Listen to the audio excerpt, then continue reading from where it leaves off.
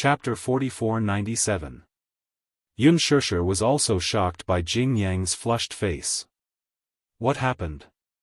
She walked over worriedly with Yueyao in her arms. Her heart ached as she looked at Jing Yang. Why is he burning up again? I don't know. When I woke up, his fever flared up again. His whole body is burning up and he's in a daze from the fever. He can't even speak coherently. Their conversation alarmed Jing Yang. He opened his eyes and saw Yueyao. He immediately reached out to grab her. Little Yueyao looked at him and then at Unspoken. She seemed to be using her gaze to ask what was going on. Unspoken patted her head and said, "Little brother is sick. He wants you to keep him company." Yueyao nodded and walked to the bedside. She pushed a stool clumsily to Jing Yang's side and then climbed onto the stool and sat down. Jing Yang was in a daze. He raised his little hand and saw Yueyao's afterimages. His fever was so high that he was seeing things and people like a spy. Yueyao also stretched out her hand and gently clasped his. She immediately felt his small, scalding hand. "It's so hot." Yueyao's voice was crisp and childish. His hand feels like a hot water bottle. Little brother is sick. He has a fever, just like Yueyao. But Yueyao's hand isn't this hot, Yueyao said. Yueyao was a little disappointed when she heard that Jing Yang was sick. She was bored in the hospital. She missed her daddy. Wuxia came once at night. But when he came, Yueyao had already taken her medicine and gone to bed early. He stayed at the hospital for a night and then went to work at dawn. At that time, Yueyao was still asleep. Hence, Yueyao missed Wuxia and wanted to go home as soon as she recovered. But she thought that she could play with Jing Yang while she was sick in the hospital. She liked to play with Jing Yang. Because she felt that Jing Yang was very interesting. However, now that Jing Yang had fallen ill, she was left all alone again. Yueyao's face was full of disappointment. Jing Yang opened his eyes, then closed them weakly. He struggled to sit up, but after a few attempts, it was to no avail. He didn't even have the strength to sit up, much less play in the garden with Yueyao. How disappointing. Alright, let's not disturb little brother. Let's just keep him company quietly, okay? Yueyao raised her head and suddenly thought of something. Yueyao wants to tell little brother a story. Okay. Yueyao ran back to the room with a 3D fairy tale book. 3D Fairy Tales, SSSSS Fairy Tales Inns. It was a series of fairy tale storybooks developed by Lizhi Holdings. Li Hanlin gave Unspoken a set. Usually, a fairy tale would be divided into 3 volumes. Each volume was extremely heavy. Yueyao had a hard time carrying one. The book she carried over was Sleeping Beauty. Yueyao liked it very much. Almost every time before going to bed, she would let Unspoken read this book. She never got tired of it. Towards the end, she could almost memorize it herself. Children at this age were very passionate about things and stories that they loved. It was just like watching cartoons. They would watch them repeatedly. Unspoken was helpless. She didn't know whether to laugh or cry. But there was nothing she could do. Chapter 4498. Let me read it to you, okay? Jing Yang nodded gently. He was already very happy to have her by his side. Yueyao climbed onto the bed and leaned closer to him. Then, he opened the book in front of him and flipped to the first page. A vivid 3-dimensional castle was displayed in front of him. Jing Yang had never seen such a gorgeous 3-dimensional book before, and his gaze was slightly surprised. The castle had a pulling effect. He gently pushed and pulled up the mechanism, and with the pushing and pulling effect, 2 paper figures appeared on the castle. They were the king and queen. This is the king, and this is the queen. After Yueyao introduced them in a serious manner, he said tirelessly, in the past, there was a king and queen who never had children. They were very sad and distressed because of this. Jingyang interrupted curiously, why didn't they have children? Yu Yao was stumped by this question. Oh, I know. Jingyang remembered that he had seen an advertisement before. Infertility? However, Yu Yao had never heard of this unfamiliar word before. He looked at Yun Shishir in surprise. Yun Shishir almost burst out laughing. Jing Qi was very embarrassed at the side. She secretly felt helpless about why her son had asked such an idiotic question. Yun Shishir asked with a red face, how did he know about infertility? When he followed me to buy groceries, some people would post advertisements for gynecological hospitals. Moreover, on TV, there would also be advertisements for infertility. He can read a little. He can read at such a young age? Yes. I've taught him pinyin since he was young. He likes to read very much. When he has nothing to do, he will flip through the dictionary. He can read and write many words. That's amazing. Yu Yao suddenly tugged at Yun Shishir's sleeve. Mommy, what's infertility? Nothing, nothing. Yun Shishir quickly changed the topic and said to Jingyang, let Sister Yu Yao continue telling the story, okay? Okay. Yu Yao turned his head and turned another page of the fairy tale book. Two three-dimensional figures appeared by a river. Yu Yao fiddled with a small mechanism, and a fish floated to the surface of the water. Jingyang exclaimed in surprise. He was instantly energized. Your wish will come true. You will give birth to a daughter soon. Yu Yao said, and another night passed. In the room of the castle, the queen was holding a baby, and the king came to her side. After some time, the situation that the little fish predicted really came true. The queen really gave birth to a very beautiful daughter. The king was so happy that he could not put it down and decided to hold a big banquet. Yu Yao flipped through the night, and suddenly, an evil witch appeared, bearing fangs and brandishing claws. Not only did he invite his relatives, friends, and foreign guests, but he also invited almost all the witches to send their kind wishes to his daughter. There were a total of 13 witches in his kingdom, and he only had 12 golden plates to entertain them, so he only invited 12 witches, leaving one uninvited. Jingyang nodded when he heard that. Chapter 44-99. When the 11th witch had just blessed her, the 13th witch, the one who wasn't invited, came in.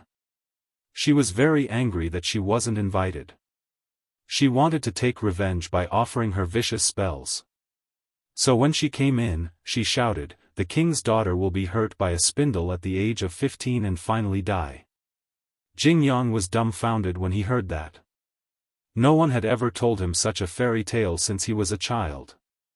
In the Mu family, Yun Shishir had been continuing the tradition of bedtime stories.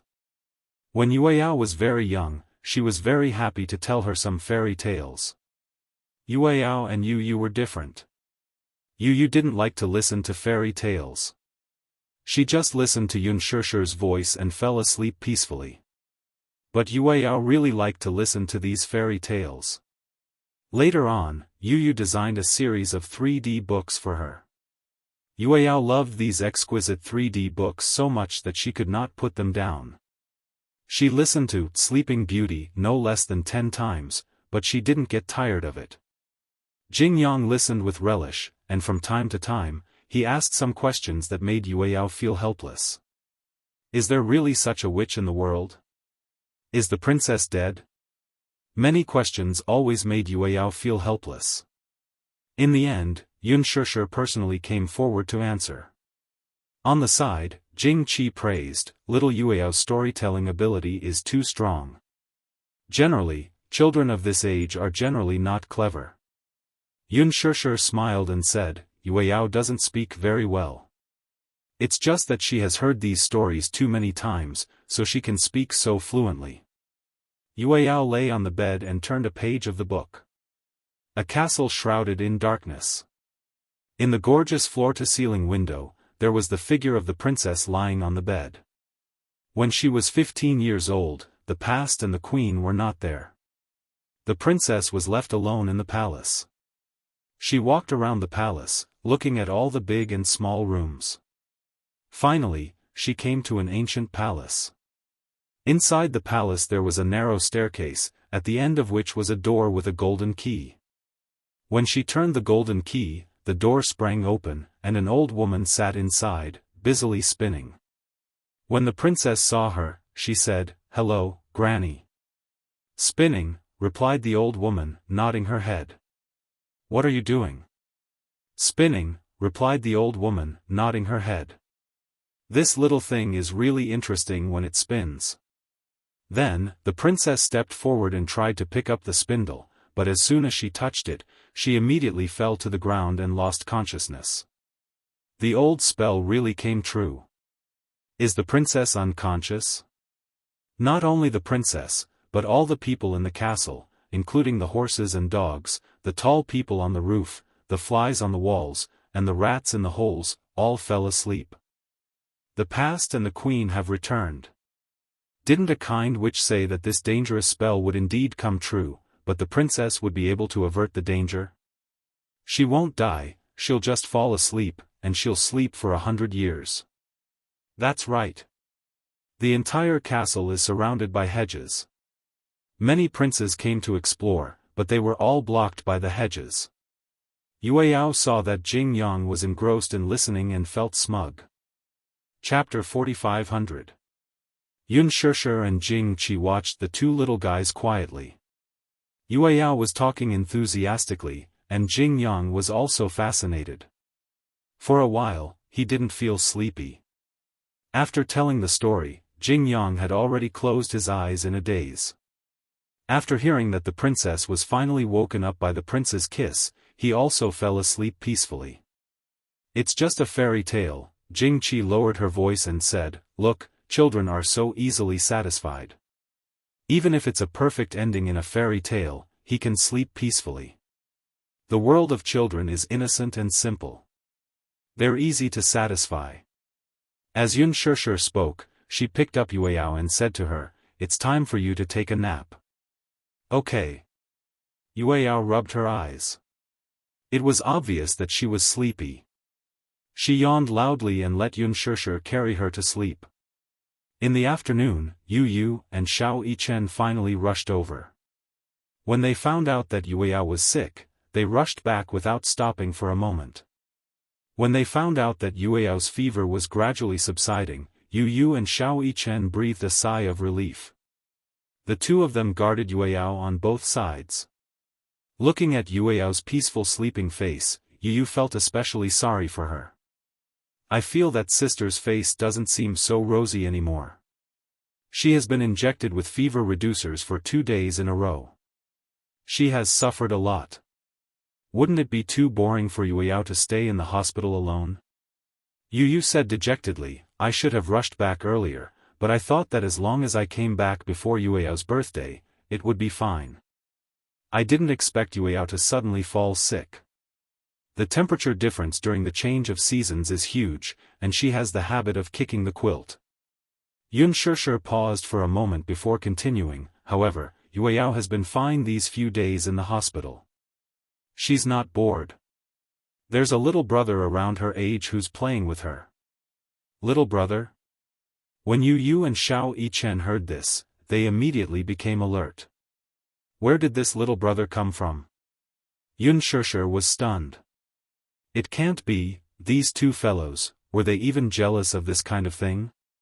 That kid is just next door. Whoosh, Yu and Xiao Yichen disappeared into the next room at lightning speed. The door to the room was ajar. Jing Qi went to prepare the medicine. Yu and Xiao Yichen gently pushed the door open and saw a child with delicate features lying quietly on the bed with an 4 drip. His fever was too serious, and some of his tonsils were inflamed. He had to be put on a drip to reduce the inflammation. In order to find out who was trying to kidnap his sister, Yu slipped into the ward and saw a familiar name on the pathology report on the table. Jing Yang. It's him? Yu walked to the side of the bed and took a look. No wonder he felt that this child was very familiar, as if he had seen him somewhere before. Ah, it's him? Yu suddenly remembered. Xiao Yichen asked curiously, you know him? Yes. Do you know who Gu Xingzi donated his cornea to? Could it be him? Yes. I remember that the child's name is Jing Yang. I've seen that child before and I remember his eyes. Although his facial features have changed a lot, his eyes haven't changed at all. Chapter 45:01. As soon as Yu finished speaking, Xiao Yichen could not help but flick him on the head. You still have the cheek to call others children? You're a child too, okay? How dare you use such an old-fashioned tone? Yu glared at him and bounced back. I'm older than him, okay? You're saying that he's the recipient of Uncle Xingzi's cornea? Yes. For some reason, Xiao Yichen was filled with emotions. This world is too small. I also heard that Uncle Xingzi donated his cornea to a child. It said that he has a congenital corneal defect. Initially, Yu and Xiao Yichen were filled with righteous indignation towards this brat who wanted to abduct their sister. However, when they found out that Jing Yang was the child who had received Gu Xingzi's cornea, they could not resist for a moment. For some reason, they believed that Gu Xingzi had not disappeared. Instead, he had always been there. However, through the cornea donation, his life had been extended.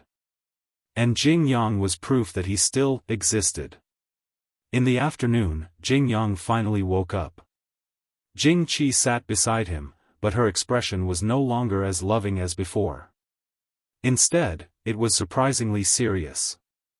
You're awake? Jing Yang looked at her interrogative expression and felt a little uneasy. What's wrong? Mom. Answer Mom's question honestly. Yes, did you sleep obediently by Mom's side last night? Jing Yang had never lied, and he did not like to lie. However, even if he did not lie about this matter, he could not admit that he did not sleep obediently by his mother's side. Jing Yang hugged the blanket and covered half of his face. He hummed guiltily. Mom doesn't like children who lie. Mom, I'm not lying. Then, a nurse told me that in the middle of the night, she stood on the balcony and saw you running around the back garden. Jing Yang was so scared that he burped. He had been discovered. And, Jing Qi grabbed the wet hospital gown that Jing Yang had hidden in the bathroom and asked even more seriously, what's going on? Why is this gown so wet? There were a total of 2 sets of hospital gowns in the hospital. Early in the morning, Jing Qi planned to wash Jing Yang's hospital gown, but she couldn't find it. In the end, she found it in the corner of the bathroom, as if it had been deliberately hidden. Jing Yang felt even more guilty. He hid almost all of his face under the blanket, only revealing a pair of restless eyes. No one knows a child better than his mother. Jing Qi understood this child. He must have lied, but what was the purpose of lying? Also, why did he go jogging in the garden instead of sleeping well at night? Yang, answer me honestly. Where did you go last night? Did you catch a cold from playing in the garden last night? Jing Yang couldn't hide it any longer and could only nod silently. Why? Jing Qi was angry. Why don't you sleep obediently by Mommy's side? Because, Jing Yang pouted and said sadly, I want to be sick. I want to be hospitalized. Jing Qi was stunned. She had thought of countless answers, but she did not expect such an answer. Which child liked to be hospitalized, sick, and in the hospital? Chapter 45:02. Jing Yang lowered his head and gently moved his lips. He then confessed in a lonely manner, I want to play with little Yueyao.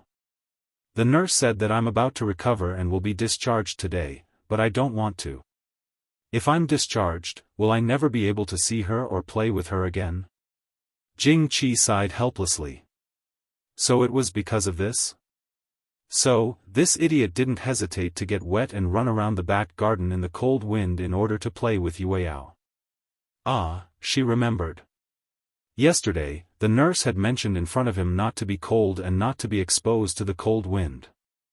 This guy knew how to apply what he learned. Jing Qi asked tentatively, "Do you like Sister Yueyao so much?" Jing Yang nodded excitedly. "What do you like about her?" "She's so beautiful. Like a little princess."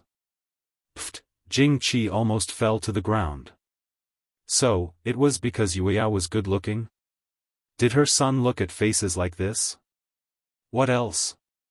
She tells me fairy tales. But you can't get sick just to play with her. Jing Yang immediately lowered his head guiltily. "Mom, I know I was wrong. I won't dare to do it again." Jing Qi patted his head, feeling sorry for him. "Don't do such a stupid thing again. Besides, even if you're discharged from the hospital, you can still play with Sister Yueyao." Jing Yang's eyes widened in surprise. "Really?" "Yes, when the time comes, Mom just needs to ask Yueyao's mother for her contact information. When you're out of school and on vacation, Mom can take you to play with Sister Yueyao." Okay. But before that, you have to recuperate. First, your fever has to go down." "Okay." Jing Yang immediately obeyed and lay on the bed obediently like an obedient little angel. In the afternoon, Yueyao woke up from her afternoon nap. As soon as she opened her eyes, she ignored her two older brothers and asked Yunshishir to play with Jing Yang. Yu and Xiao Yichen were extremely hurt. This younger sister of his had completely ignored them. He didn't even notice their presence. Yunshishir reminded her, "Yueyao, look who's back." It was only then that Yueyao noticed Yu and Xiao Yichen, who looked extremely disappointed. He was a little surprised. "You guys are back. Idiot Yueyao, did you just notice us?" Yueyao smiled, revealing her white teeth. She then turned around and asked Yunshishir, "Mommy, where's brother Yang?" Yu and Xiao Yichen looked at each other. They were furious. They couldn't help but worry that when Yueyao grew up and got a boyfriend, she would completely ignore her two older brothers. Xiao Yichen said, "Yueyao, can't you play with your older brother? Older brother isn't fun." Xiao Yichen was indignant. "Which part of him isn't fun?" Yueyao pouted and didn't know what to say for a moment. Yunshishir looked at the two little lads who were jealous of Jing Yang. For a moment, she didn't know whether to laugh or cry. Yu stretched out his arms and wanted to hug Yueyao. "Yueyao, let's play together, okay? Raise me high." "No." Yueyao shook her head. "I want to play with brother Jing Yang." Yu smiled awkwardly and secretly blacklisted Jing Yang. Chapter 4503. Mom, is brother Yang awake?" "I think so. He's probably on an 4 drip now." When Yueyao heard this, she immediately lifted the blanket. "Then I'll go play with him." "Hey, wait." Yunshishir called out to her and said reproachfully, "Don't run so fast. What if you fall?" "I know. Bring this orange to brother Yang." Yunshishir had inadvertently heard Jing Qi mention that Jing Yang especially liked to eat oranges. "Okay." Yueyao obediently took the orange and ran to the ward next door. Yu and Xiao Yichen looked at each other.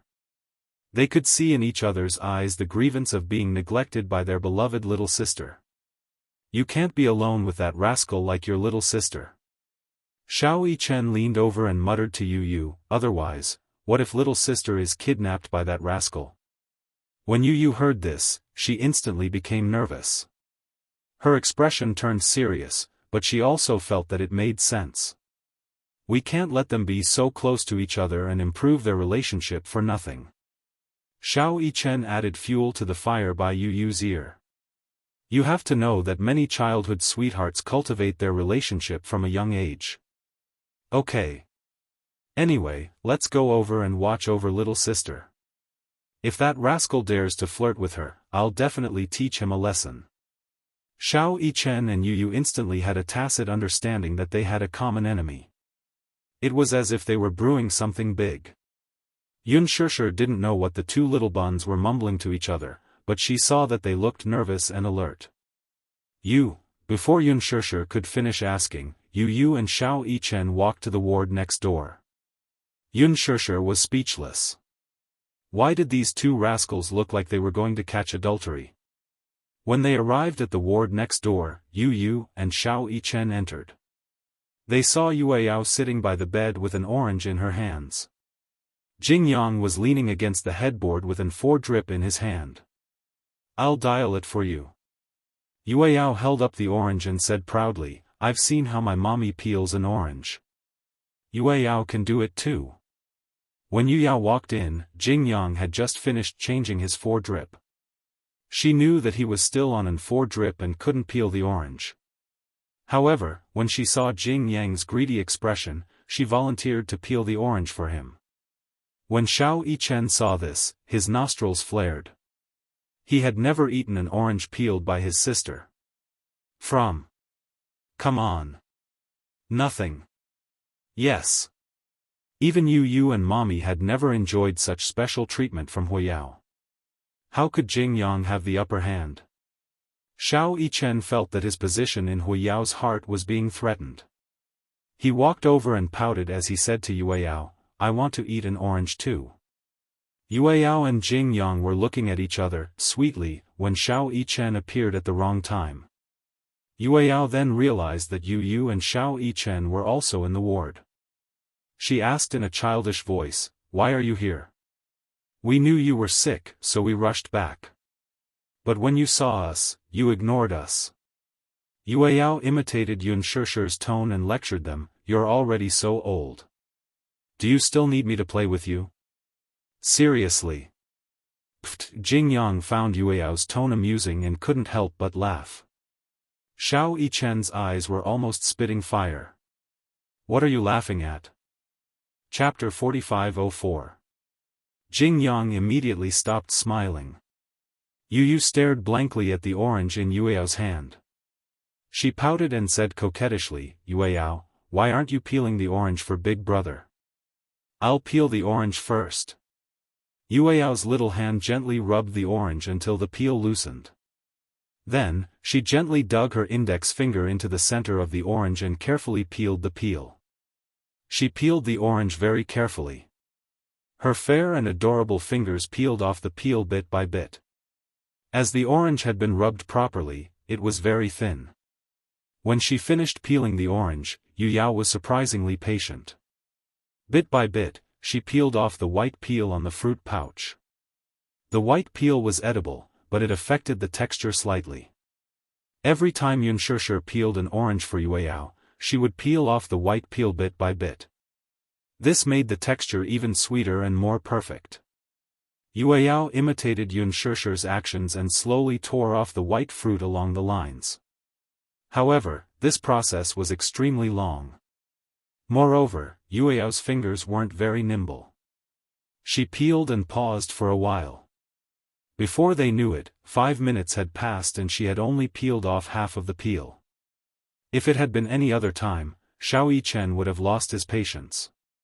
However, since the person peeling the orange was Yueyao, he was happy to be patient. Yu, Jingyang, and Xiao Yichen stared fixedly at Yueyao as she peeled the peel. It was as though just watching her peel the white peel was exceptionally interesting. Finally, "I'm done peeling." Yueyao proudly waved the peeled orange in front of the three of them. "Look, I'm done peeling it."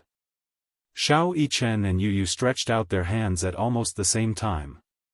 However, Yueyao quickly retracted her hands. "This orange isn't for you guys." Yu and Xiao Yichen's fragile hearts were about to shatter when they heard this. "If it's not for us, then who is it for? Mommy said that Big Brother Yang likes to eat oranges." As Yueyao spoke, she peeled the orange in half and prepared to divide it into pieces for Jingyang to eat. Jingyang's hand was on an 4-drip, so Yueyao was about to feed him. This was a special treatment that Yu and Xiao Yichen could only wish for. Xiao Yichen panicked and began to whine. "Yueyao, I want some too." Why aren't you giving it to Big Brother? Yu could not care less about being reserved. This was the first orange Yueyao had peeled in her life. It had an incomparably special meaning. It was as if this was not an ordinary orange, but a century-old longevity fruit. It was as if eating this longevity fruit would make one immortal. However, Yueyao couldn't bear to give it to them. Instead, she passed the fruit to Jingyang. However, Jingyang didn't dare to reach out to take it. This was because Yu and Xiao Yichen, the two siscons, were staring at him covetously. It was as if the two of them would pounce on him if he reached out to take it. Jingyang swallowed awkwardly and said quietly, "Why don't we have a competition? Whoever wins gets to eat the orange peeled by Yueyao. What do you think?" Xiao Yichen immediately perked up when she heard that Jingyang wanted to play a game with them. "Tell me, what game?" "I don't want to play if it's too easy." Jingyang said, "How about playing one half?" When Yu heard this, she didn't think much of it. Tisk, childish. Chapter 4505. Are you scared? You don't dare to compete with me? Jingyang said proudly, "I'm very good at playing wooden dummies." Are you trying to provoke me? Yu raised her eyebrows. I won't fall for it. If you don't accept the challenge, then you're giving up. Jingyang pretended to take the tangerine. Then this tangerine is mine. Wait. Xiao Yichen was anxious. Isn't it just a game of wooden dummies? Let's compete. I'm not afraid of you. Sure. Jingyang sat up calmly. Come on, who wants to compete with me first? Me. Xiao Yichen's desire to win was aroused. He sat down on the bed. 3, 3, 4, 4. We're both wooden dummies. Don't talk and don't move. As soon as he finished speaking, Jingyang and Xiao Yichen looked at each other motionlessly as if they had been petrified. Xiao Yichen was known for his impatience. Although he was able to keep his composure at first, after a minute, his eyes suddenly became very sore and he only dared to blink gently. Yu's mouth twitched when she saw the two of them looking at such a boring game so seriously. They were playing so seriously. Moreover, when they said they couldn't move, they really couldn't move at all. This game was very simple in the beginning. As long as they didn't move, there would be no problem. However, once they sat for a long time, their necks would become sore, their shoulders would swell, and their bodies would itch terribly. Especially when the wind blew in through the window, it didn't feel very cold through the thin layer of clothes. However, Xiao Yichen could clearly feel the wind blowing into his eyes. It was itchy, dry, and teary. He wanted to rub his eyes, but if he did, it would be obvious that he was the one who moved first. He would lose. Hence, he deliberately widened his eyes until they turned red. He gritted his teeth and persisted until he was unwilling to give up. On the other hand, this game of wooden dummies was very easy for Jingyang. It was his best game. He had been born with a cornea defect since he was a child. This meant that he had been immersed in darkness for a long time as a baby. Babies also had curiosity. Being trapped in the darkness for a long time, they would also be curious about the outside world. However, due to the prolonged darkness, he had to keep his eyes open for a long time. Even if he didn't blink, he wouldn't feel any discomfort. Jingyang had never lost to anyone in this game of wooden dummies. Xiao Yichen was no exception. 10 minutes later, Xiao Yichen finally couldn't hold it in any longer. He blinked his eyes. Initially, he wanted to pretend that he didn't blink, but Jingyang found out. I saw it. You blinked. Xiao Yichen rubbed his eyes awkwardly. This guy's eyes were really sharp. He had blinked so quickly, but he had been discovered. So boring. Even though Xiao Yichen was unwilling to admit defeat, he had no choice but to admit defeat. He and Jingyang had been glaring at each other for a long time. Their eyes were bloodshot, so much so that they looked extremely red. You, compare yourself to him.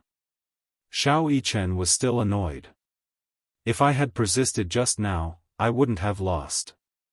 Humph, I can't let him get away with this. When Yu heard this, he sat on the bed in disdain and faced Jing Yang.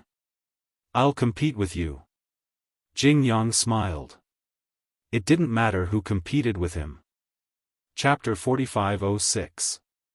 Initially, he had thought that this game was extremely boring. However, for the sake of the orange peeled by Yueyao, Jing Yang was willing to do anything. 3, 3, 4, 4, 4, we're all blockheads. Don't talk and don't move. Yu and Jing Yang did not move an inch after that.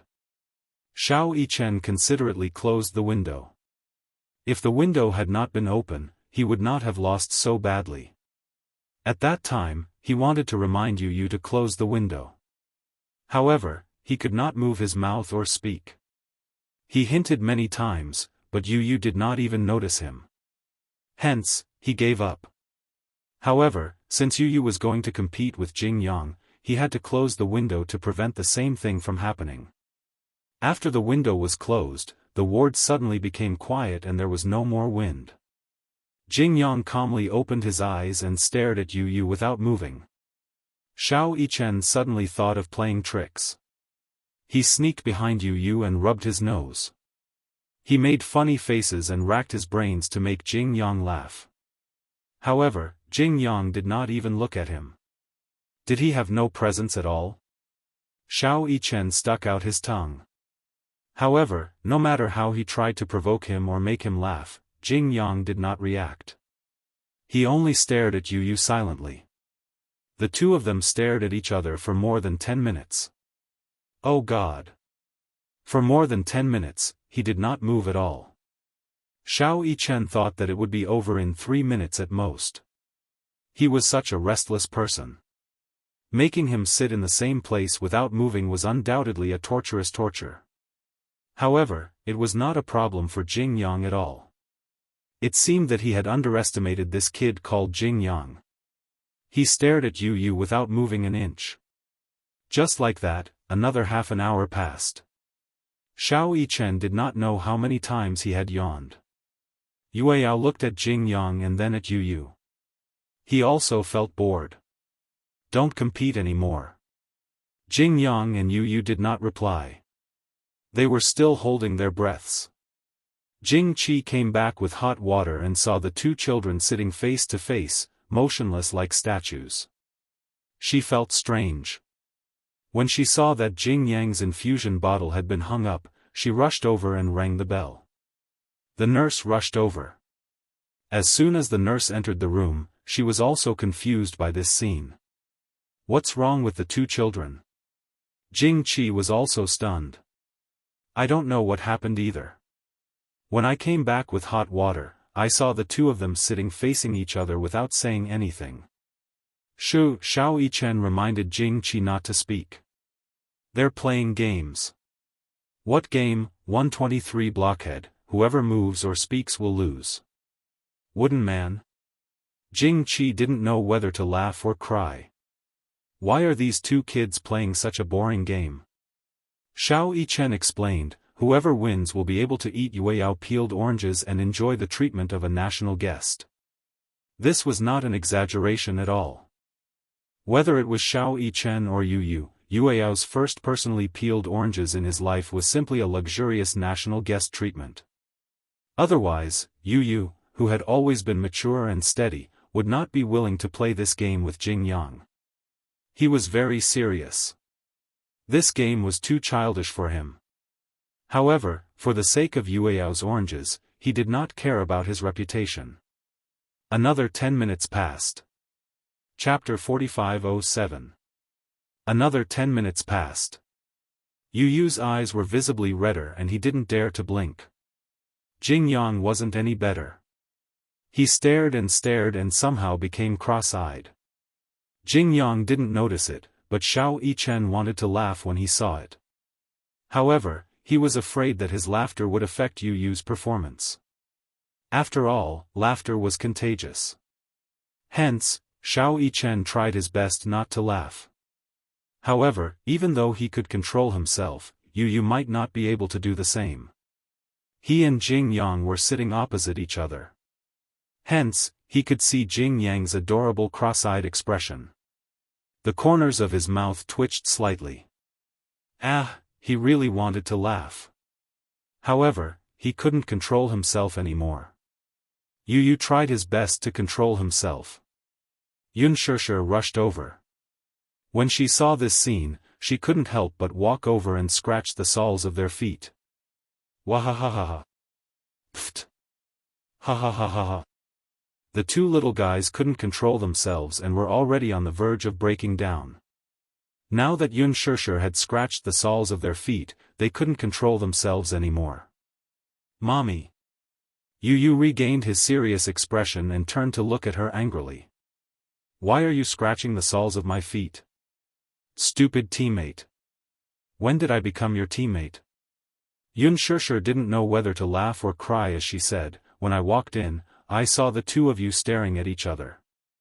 Jing Yang's eyes were almost cross-eyed. Jing Yang and Yu asked in unison, who's the big-eyed one and who's the small-eyed one?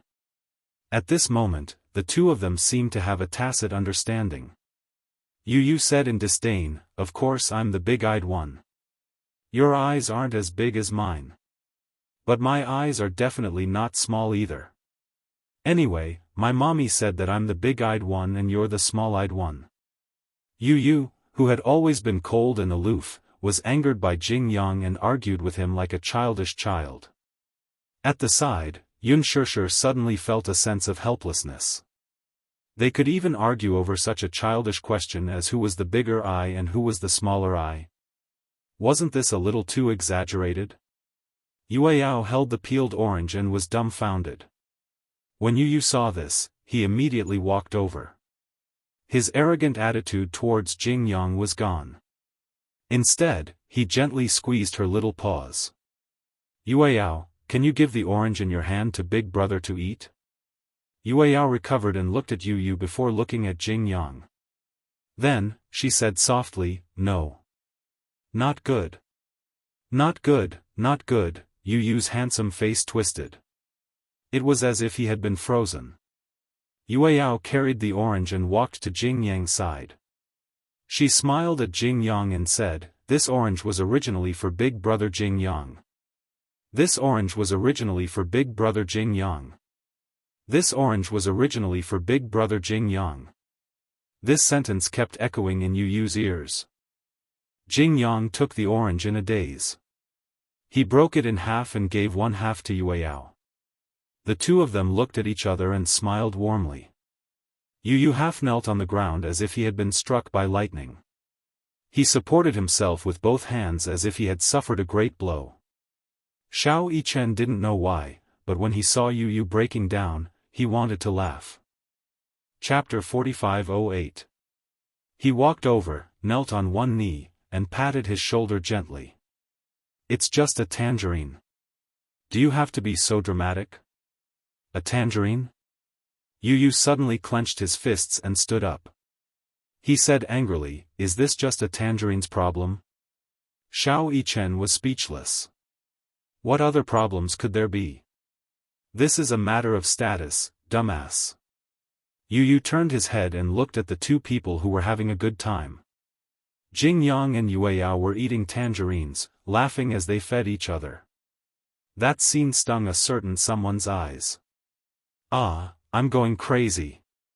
At night, Mu Yaja arrived at the ward. The first thing he saw was not Yueyao, who was sitting on the bed reading a comic book. Instead, he saw Yu sitting on the sofa in the corner. The reason why he noticed him at first glance was because he could feel the endless resentment coming from him the moment he entered the room. Yu crossed his arms and leaned against the sofa. He looked out of the window as though he had been petrified. Who was the one who was sick? Mu Yaja pointed at Yu and looked at Xianxia. He asked in surprise, what's wrong with him? Is he sick? He seems fine. Xianxia said helplessly, your son is fine. He's not sick. Then why does he look so gloomy? This, Unspoken touched her nose and waved at him as though she wanted to whisper something to him. Wuxia leaned over curiously. He's obviously jealous. Jealous? Wuxia was confused. Who is he jealous of? Yueyao. Unspoken told him everything that happened in the afternoon. Wuxia's lips twitched when he heard this. It's just a tangerine. Why is this guy so useless? But the first time Yueyao peeled an orange, he personally asked her for one. In the end, Yueyao didn't give it to him and gave it to Jianghu. Yu was obviously jealous. Wuxia looked at his son with disdain. That's his sister, not his wife. Sister complex, Unspoken said calmly. As a father, how could he not know that his son is a sister complex? You know that Yu loves Yueyao the most and Yueyao has always had a special place in Yu's heart. Yueyao also loves Yu the most. But, ever since Jianghu appeared, it seems like Yu's position in Yueyao's heart has changed. How is this possible? Wuxia didn't think much of it. He's thinking too much. That's what I told him, but he refused to listen. Since this afternoon, he has been curled up in a corner. He's been in a bad mood. What about Yueyao? Yueyao said that she wants to read more fairy tales. Then, she'll tell Jianghu stories. Wuxia's lips twitched again. No wonder Yu was in such a bad mood. Yueyao was really good to Jianghu. Even he found it a little strange. Oh yes, be careful. Try not to let Yu and Xianxia catch a cold. Unspoken regained her composure. What's wrong? Chapter 4509. Quarantine? Unspoken suddenly became nervous. Is it that serious? Then, what about Yueyao? Will Yueyao catch the flu? It is said that there are a few suspected cases in this hospital. Of course, this is internal news. The Ministry of Health does not dare to make a big deal out of it. They are still analyzing the degree of contagion for fear of causing panic among the public. Of course, regardless of whether it is true or not, don't go anywhere other than the ward. Oh, I understand. Unspoken nodded. For the past 2 days, Yueyao had been very obedient. Initially, she wanted to go to the back garden with Jianghu to play. However, because she was worried about the flu, she asked Yueyao and Jianghu not to go anywhere outside the ward. Yueyao read a lot of fairy tales at night. Although she was still young, she had already started to learn how to read. Moreover, the comic books had pinyin, so she learned a lot of new stories and told them to Jianghu. Yu became even more depressed these days and fell ill. It was not because she was too sad that she fell ill, but because she caught a cold. Unspoken became alert and asked the doctor about the cause. Because it was sudden, the doctor was not sure. Hence, he took a blood sample and said that the results would only be out in 2 or 3 days. In these 2 or 3 days, Xianxia also fell ill. In addition, another child that Unspoken did not expect was also sent to the hospital. It's you. Unspoken stood in the corridor and looked at Chu Ho, who was holding a hot water bottle. She was so shocked that she could not speak. Chu Ho was also a little surprised to see her. Why are you here? Unspoken frowned and said, the 3 children are sick. They caught a cold and are hospitalized now. Chu Ho immediately became nervous when he heard this. The 3 children are sick? They all caught a cold? Yes. Unspoken asked again, what about you? Xiao Bao caught a cold and was hospitalized. The doctor said that he might have contracted a new type of influenza and is now in a semi-isolated state. So serious? Yes. Haven't you noticed that many children are inexplicably hospitalized with a cold? The 4 major children's hospitals in Beijing were all overcrowded, and there was a shortage of beds. It's a change of season, and the weather has been fluctuating between hot and cold recently. When Xiao Bao caught a cold at first, I didn't take it to heart and kept asking the family doctor to give him injections and medicine. But after a week, he suddenly had a fever. I was really worried, so I wanted to send him to an authoritative hospital. Unexpectedly, the doctor said that he might have contracted a new type of influenza. I heard that there are already deaths in another children's hospital. Death cases. Xianxia was shocked. She had been following the news, but she had never heard of any deaths. Why haven't I heard about it? I'm quite concerned about this matter. It's the news from this morning. There will probably be a report tonight. Chu Ho asked with concern, are the 3 little guys okay? We've already taken a blood sample and submitted it for testing. Because the hospital has been overcrowded recently, many doctors have been temporarily transferred to other hospitals. The test results will probably only be available in a few days. So we can't be sure if they have contracted the influenza. Chapter 45:10. Fortunately, Qianxian and Ruirui have not had much contact with Xiao Bao. Otherwise, the doctor said that such a young child would not be able to withstand the influenza virus. His life might be in danger. Xianxia felt a lingering fear when she heard this. It was not that she did not notice it, but who would have thought that a new type of influenza virus would suddenly appear? She also noticed that there were a lot of children hospitalized recently. Moreover, the symptoms were surprisingly similar. They all started with a simple cold, followed by a high fever that did not subside. It would always recur. It would clearly subside, but the fever would return. No one thought that it was the flu. Lin Shi always slept in the same room as Xiao Bao, but Qianxian and Ruirui slept in another room. However, Chu Ho was still very nervous. He asked an authoritative doctor to take a look at him personally. After the doctor confirmed that there was no problem, Chu Ho was relieved. However, Xiao Bao is already in a state of semi-quarantine. It seems that the new type of influenza is real. We'll just have to wait for the announcement. Semi-quarantine? Xianxia could not help but be curious. What do you mean by semi-quarantine? There can only be one parent watching over him. Because Qianxian and Ruirui are at home, he is worried, so he volunteered to stay and take care of Xiao Bao. Xianxia returned to the ward, feeling a little uneasy. The ward was very big. There were a total of 4 beds. Xianxia originally wanted to let Yue Yao stay in the VIP ward, but it was said that the VIP ward was already booked. Since he was already in it, it was impossible to chase him out. Therefore, Xianxia let Yue Yao stay in a slightly more ordinary ward. In the end, all 3 of the 4 beds collapsed. Yu was fine. However, even Xiao Yichen could not withstand it. It was enough to show how fierce this new type of childhood influenza was. Soon, the test results were out. Yu was suffering from a new type of childhood influenza, so she had to be quarantined as soon as possible. All the children who were in contact with Yu had to be quarantined as well.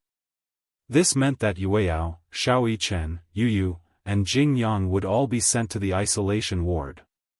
Furthermore, only one parent was allowed to accompany the child. Xianxia was a little dumbfounded when she heard the results. The doctor and nurse hurried over and took Yue Yao and Xiao Yichen's blood samples, saying that they needed to conduct further tests. Jing Yang naturally couldn't escape either. He only had a common cold, but because Yue Yao and Yu were also implicated, Xianxia could not help but feel guilty. She repeatedly apologized to Jing Qi. Although Jing Qi was worried, she didn't say anything. If it's really a new type of childhood flu, it's inevitable even if you leave the hospital. It's actually a good thing to be able to diagnose it as soon as possible. In short, let's just wait and see. Okay. The next morning, the doctor and nurse walked over and sent the 3 children to the isolation area. When she entered the isolation area, Xianxia had to wear the special isolation suit provided by the hospital. She wore a blue level 2 isolation suit, a mask, and even transparent protective goggles. Unspoken felt uncomfortable wearing this kind of isolation suit. She put on the isolation suit and walked into the isolation area. She happened to see an extremely tall man standing in front of her. Unspoken recognized his astonishing aura at a glance. This man was Gu Jinglian. She walked over and took a look. Gu Jinglian also turned around and was a little surprised to see her. Chapter 45:11. Gu Jinglian said, Xiao Bao and Yue Yao are in the same ward. Do you know that? Huh? Unspoken said, I don't know. I only know that the 3 children have been arranged to stay in the same quarantine area. I asked the hospital to arrange it that way. Gu Jinglian paused for a moment before he continued, the ward is already crowded. There are 6 beds in one ward, so it's just right for the 5 children. They can also take care of each other. 6 beds? Is it really that crowded? The ward is not small. Even if there are 6 beds, it won't seem crowded. Although it was called a quarantine area, it was not as exaggerated as being completely isolated. It was far from being fully armed. Before Gu Jinglian and Unspoken entered the ward, they heard Xiao Bao's voice from afar. Aha! Just right, 19 points. Come, pay up. WeChat and Alipay are both accepted. Gu Jinglian frowned deeply. He exchanged glances with Unspoken and seemed to have understood something. He quickly walked into the room and saw a few children surrounding a table. The children were all wearing masks, but it could not hide their fierce aura. Yu, Xiao Yichen, and Xiao Bao sat at the table while Jing Yang watched from the side. Yue Yao stood next to Jing Yang. She was wearing a mask. Although she did not understand what was going on, she opened her eyes wide and watched curiously. Xiao Bao, Yu, and Xiao Yichen were gambling. You're so proud of 19 points. Yu flipped the cards in her hand and snorted coldly. Did I say anything when I got 21 points? Xiao Bao heard this and immediately leaned over to look at the cards in Yu's hand in disbelief. 10, 2, 9. It was exactly 21 points. This game was played by 2 to 6 people. Apart from the Joker, there were 52 cards. The goal of the players was to make the total points of the cards in their hand not exceed 21 points and try to make it as big as possible. Once the number exceeded 21, it would be considered a win. If it did not exceed 21 points, then the person closest to 21 points would be the winner. This was a very classic gambling game. Gu Jinglian had taught Xiao Bao how to play this game. After entering the hospital, Xiao Bao secretly took out the poker cards he had hidden in the hospital to play. Because of Gu's instructions, the children were all assigned to the same ward. The relationship between the Gu family and the Mu family had eased over the past few years. Occasionally, they would visit each other and meet each other at gatherings. The children were already very familiar with each other, so they did not feel awkward and did not feel awkward being in the same ward. After entering the ward, she had to stay in the ward all day and couldn't walk around. Other than eating and sleeping, she could only watch boring TV programs. Because the semi-quarantine area was filled with children, Peppa Pig was playing on a loop on the TV. At first, he watched with great interest. But after a long time, they inevitably felt bored. Hence, Xiao Bao suggested that they play 21 points and asked if anyone wanted to participate. Yu and Xiao Yichen ignored him at first. Then, Xiao Bao started to mock them. I'm not targeting anyone.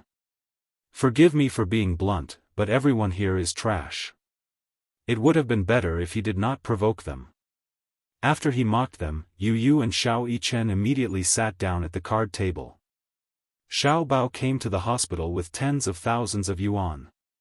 Yu and Xiao Yichen were not short of money. Hence, after they agreed on the end of the game, the children gathered in the hospital to gamble. Chapter 45:12. What surprised Yu was that he had thought that Xiao Bao was only good at martial arts. He did not expect Xiao Bao to be so good at blackjack. After a few rounds, there were wins and losses. Yu did not have much of an advantage over Xiao Bao. However, since Xiao Bao had made his threat, Yu would definitely not admit defeat. Yu had never played blackjack before, but he understood it after Xiao Bao explained it once. Xiao Bao relied on his experience, while Yu relied on his IQ. Yu was very smart and learned everything quickly. Blackjack was not difficult. It required 80% luck and 20% courage. The most important thing was to dare to go all out. In the beginning, Xiao Bao was quite pleased with himself when he got a small advantage from Yu. However, in the third and fourth round, Yu's luck got better.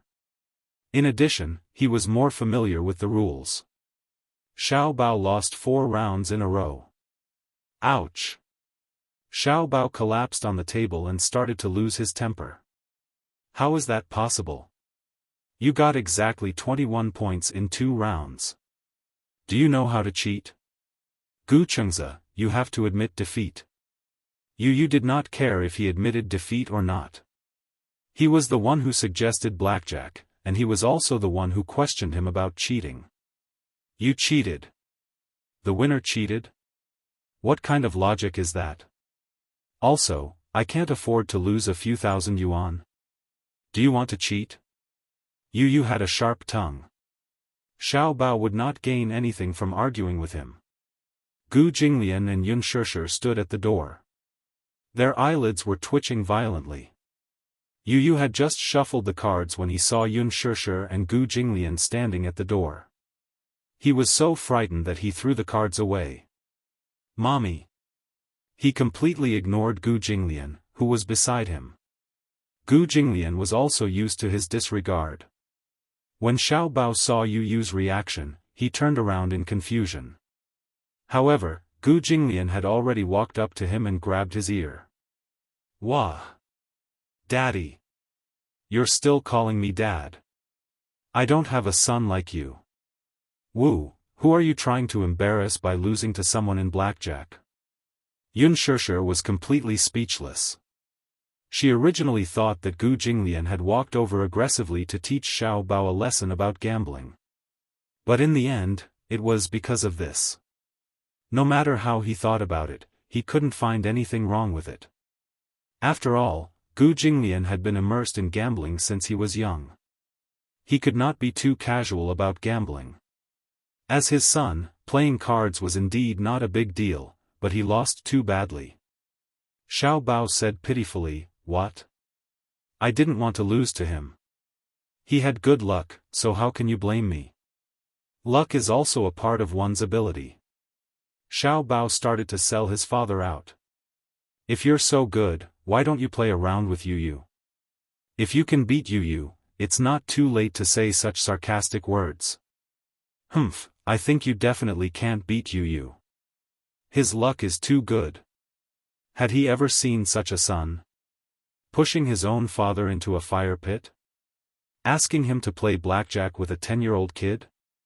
Whether he won or lost, it wouldn't look good. If he won, it would only be seen as an adult bullying a child. If he lost, it would be even more embarrassing. However, if he didn't play with Yu, it would look like he had a guilty conscience. Gu Jinglian gritted his teeth in hatred. How could he have such a stupid son? Seeing this, Yu also started to put up a banner. Gu Jinglian, if you feel indignant on behalf of Gu Xianxia, why don't you play with me too? Chapter 45:13. Gu Jinglian glared at him coldly. Yu, on the other hand, was not afraid of the tiger. He glared back fiercely. Come on, let's decide the winner in one round. I'm not playing with you. You're guilty. You're scared. Get your father to play with me. My father needs to go to work. He needs to work. Who would be like you? Gu Jinglian was so angry that his face turned ashen. He had actually been bullied by Yu, this little b****. Moreover, he had been ridiculed to the point where he could not retaliate. Yun Shishir quickly came over to smooth things over. Yu, don't mess around. I'm not messing around. You're not allowed to provoke Uncle Gu. Okay.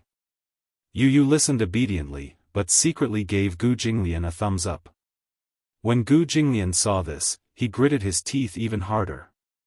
He turned around and looked at Yunshusher. Where's Muyaja? He asked. He's at the office. What's he doing at the office? He's at work. Come here. Gu Jinglian was obviously serious. Tell him that his son provoked me. Why did it feel like Gu Jinglian was complaining? Half an hour later, Muyaja arrived. He had originally planned to rush over after dealing with the company's affairs. Although only one guardian could enter the quarantine area, his 3 children were in the hospital and he was worried about being alone at home. Just then, Gu Jinglian called and said that there was something urgent. He thought that something earth-shattering had happened and hurried over. However, when he entered the ward, he saw Gu Jinglian sitting at the table with a deck of poker cards in front of him.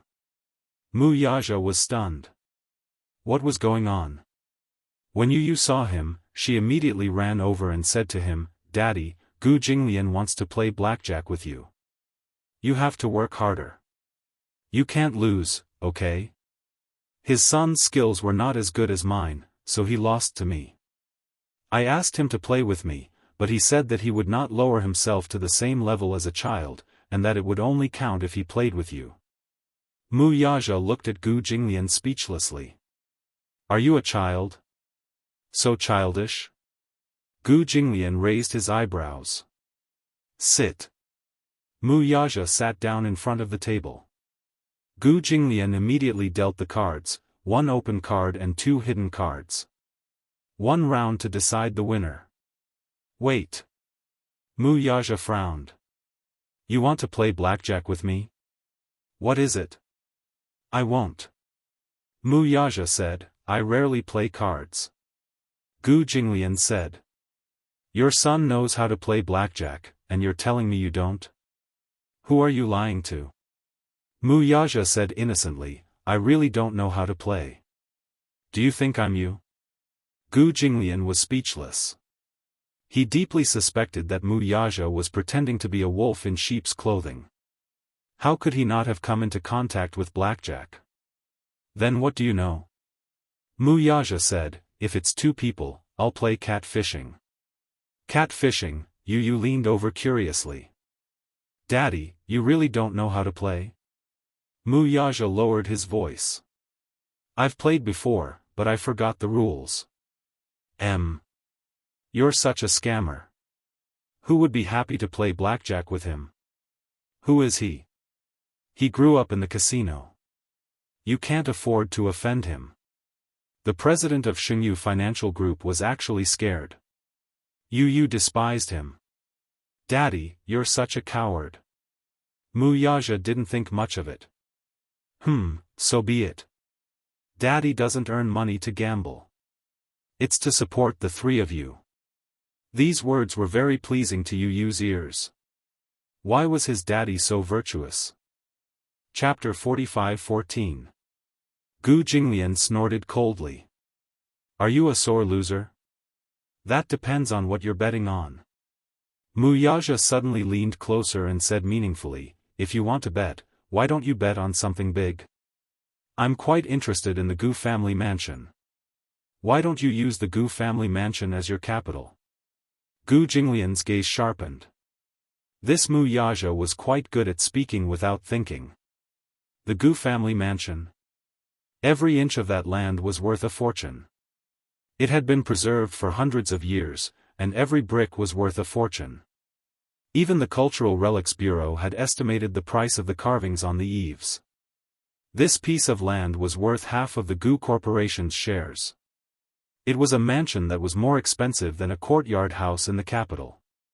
Why? You can't bear to part with it? Are you feeling guilty? Muyaja mocked expressionlessly. It seems that President Gu is not so sure about winning. His provocation was only because he had set his sights on the Gu family's main residence.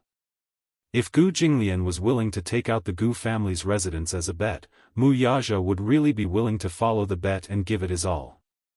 Get lost. Ha! Unspoken was speechless. Why are the two of you acting like children? So childish. Wuxia complained to his wife innocently, Madam, he provoked me first. Even in front of Gu Jinglian, Wuxia showed his true colors of a henpecked husband. Gu Jinglian said coldly, it seems that President Mu is also a henpecked husband.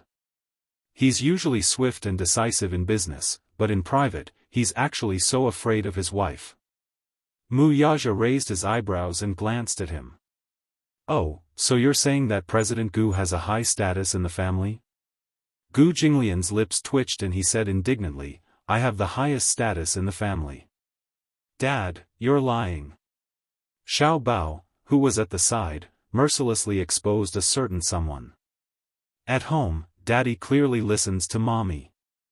Puhaha. The group of kids fell on the bed laughing. Gu Jinglian's face could not be any darker. Yu teased Gu Jinglian even more, oh my god. Gu Jinglian, the dignified Gu Jinglian, has actually become a slave to his wife. I also heard that Auntie Chu Ho's status in the Gu family seems to be higher. Of course. Xiao Bao said proudly, no matter how big or small the family is, Mom makes more decisions. Dad wanted to fight for his position at first, but he failed in the end. Gu Jinglian couldn't take it anymore and punched him mercilessly. Sometimes, she really wanted to slap Xiao Bao to the wall, the kind that couldn't be pulled down. How could he trick his own father like that? Ever since he was young, he didn't have any other skills, but his ability to tear him down was not small. Xiao Bao hid behind Unspoken and pointed at Gu Jinglian as he complained, Dad, you're using domestic violence. I'm going to become an idiot because of you. It's best if you become an idiot. Dad will take care of you for the rest of your life. It was better to be an idiot than to have such a ridiculous setting. Unspoken tried so hard to hold back her laughter that her stomach hurt. However, she really couldn't tell that Gu Jinglian had such a low status in the family. This didn't seem like his style of doing things. Beside them, Jing Yang said quietly, why do I feel that our ward is different from the other wards? The group looked at him and asked, what do you mean? This morning, I heard someone crying in the ward next door. I feel that many wards in the quarantine area are lifeless, but our ward is a little special. Chapter 45:15. Rather than saying that it was special, it was more like the flu wasn't a big deal at all. This was a flu that could kill people. When Jing Qi found out that he was going to enter the quarantine zone, she hugged Jing Yang and cried once. After arriving at the quarantine zone, Jing Yang was originally depressed. However, when he met Yu Yu and Xiao Yichen, this pair of clowns, he couldn't be depressed even if he wanted to. Xiao Yichen lay on the hospital bed in a daze and said disapprovingly, what's the big deal about a flu virus? I've seen all kinds of things and I've gone through life and death with Yu several times. It's just a flu virus. Everyone looked at him. However, Xiao Yichen's retribution soon came. The next day, Xiao Yichen's condition took a turn for the worse. His high fever didn't subside. He had a strong constitution since he was young and rarely fell sick. However, his fever suddenly rose to 39.8 degrees Celsius. Unspoken and Wuxia only went back at night. When they came back the next day, Xiao Yichen was lying limply on the bed and couldn't move at all. He had paid the price for his big words yesterday. For some reason, Yu looked at Xiao Yichen who was lying limply on the bed with his eyes half closed and a thermometer in his mouth. It was clearly a very serious matter, but she felt like laughing. Did Xiao Yichen's words yesterday count as setting a flag? In the morning, the news broadcast on the television reported a few cases of illness.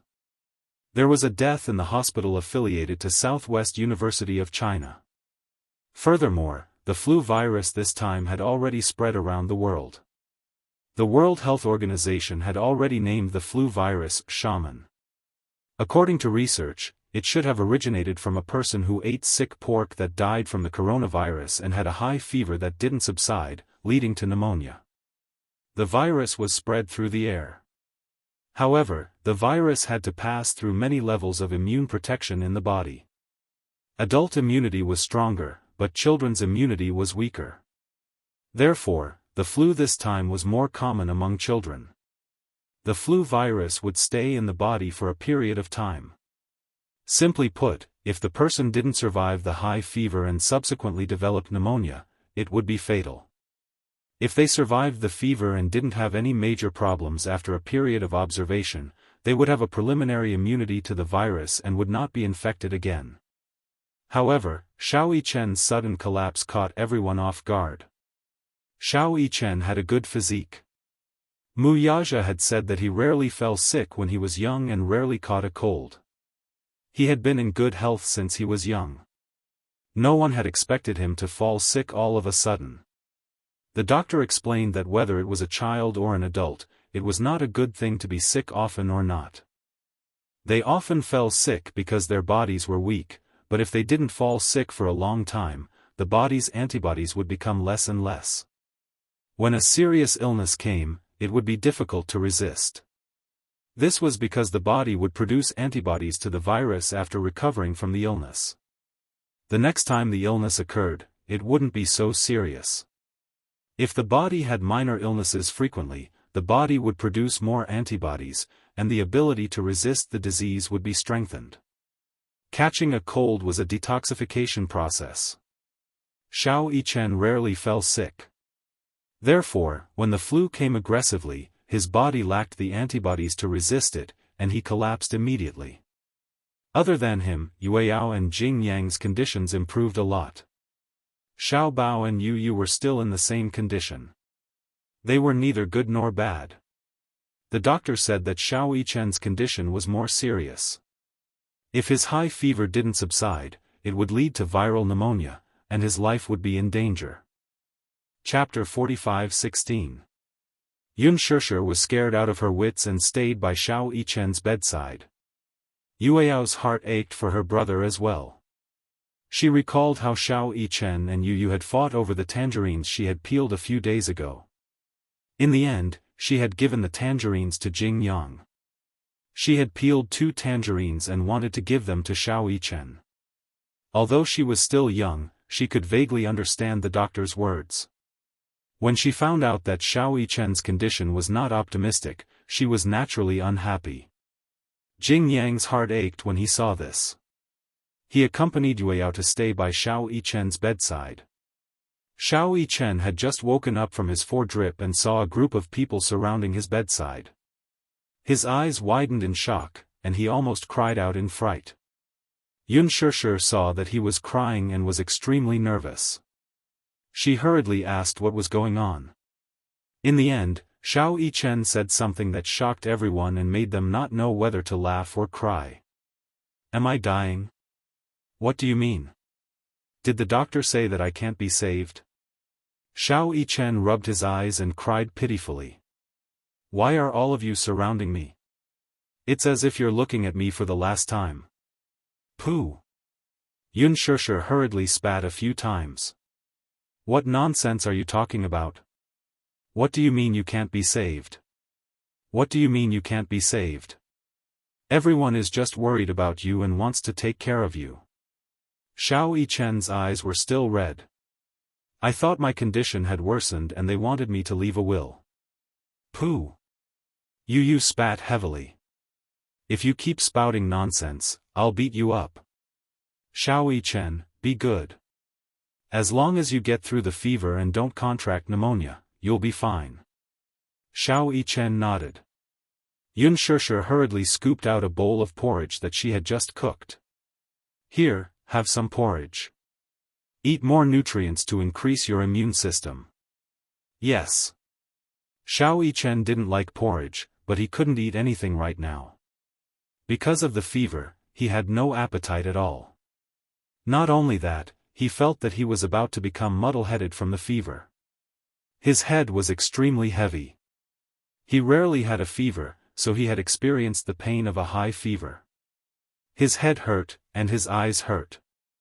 It was so painful that his eyeballs felt like they were about to pop out. Because he was constantly blowing and wiping his nose, it was as if a layer of skin was being rubbed off from his nose. Unspoken patiently fed him a bowl of porridge. In the end, Xiao Yichen woke up from his afternoon nap and felt his stomach churn. He threw himself into the trash can beside the bed and vomited. The porridge that he had eaten in the morning was all vomited out in the afternoon. After vomiting, he collapsed onto the bed as if he had lost all his strength.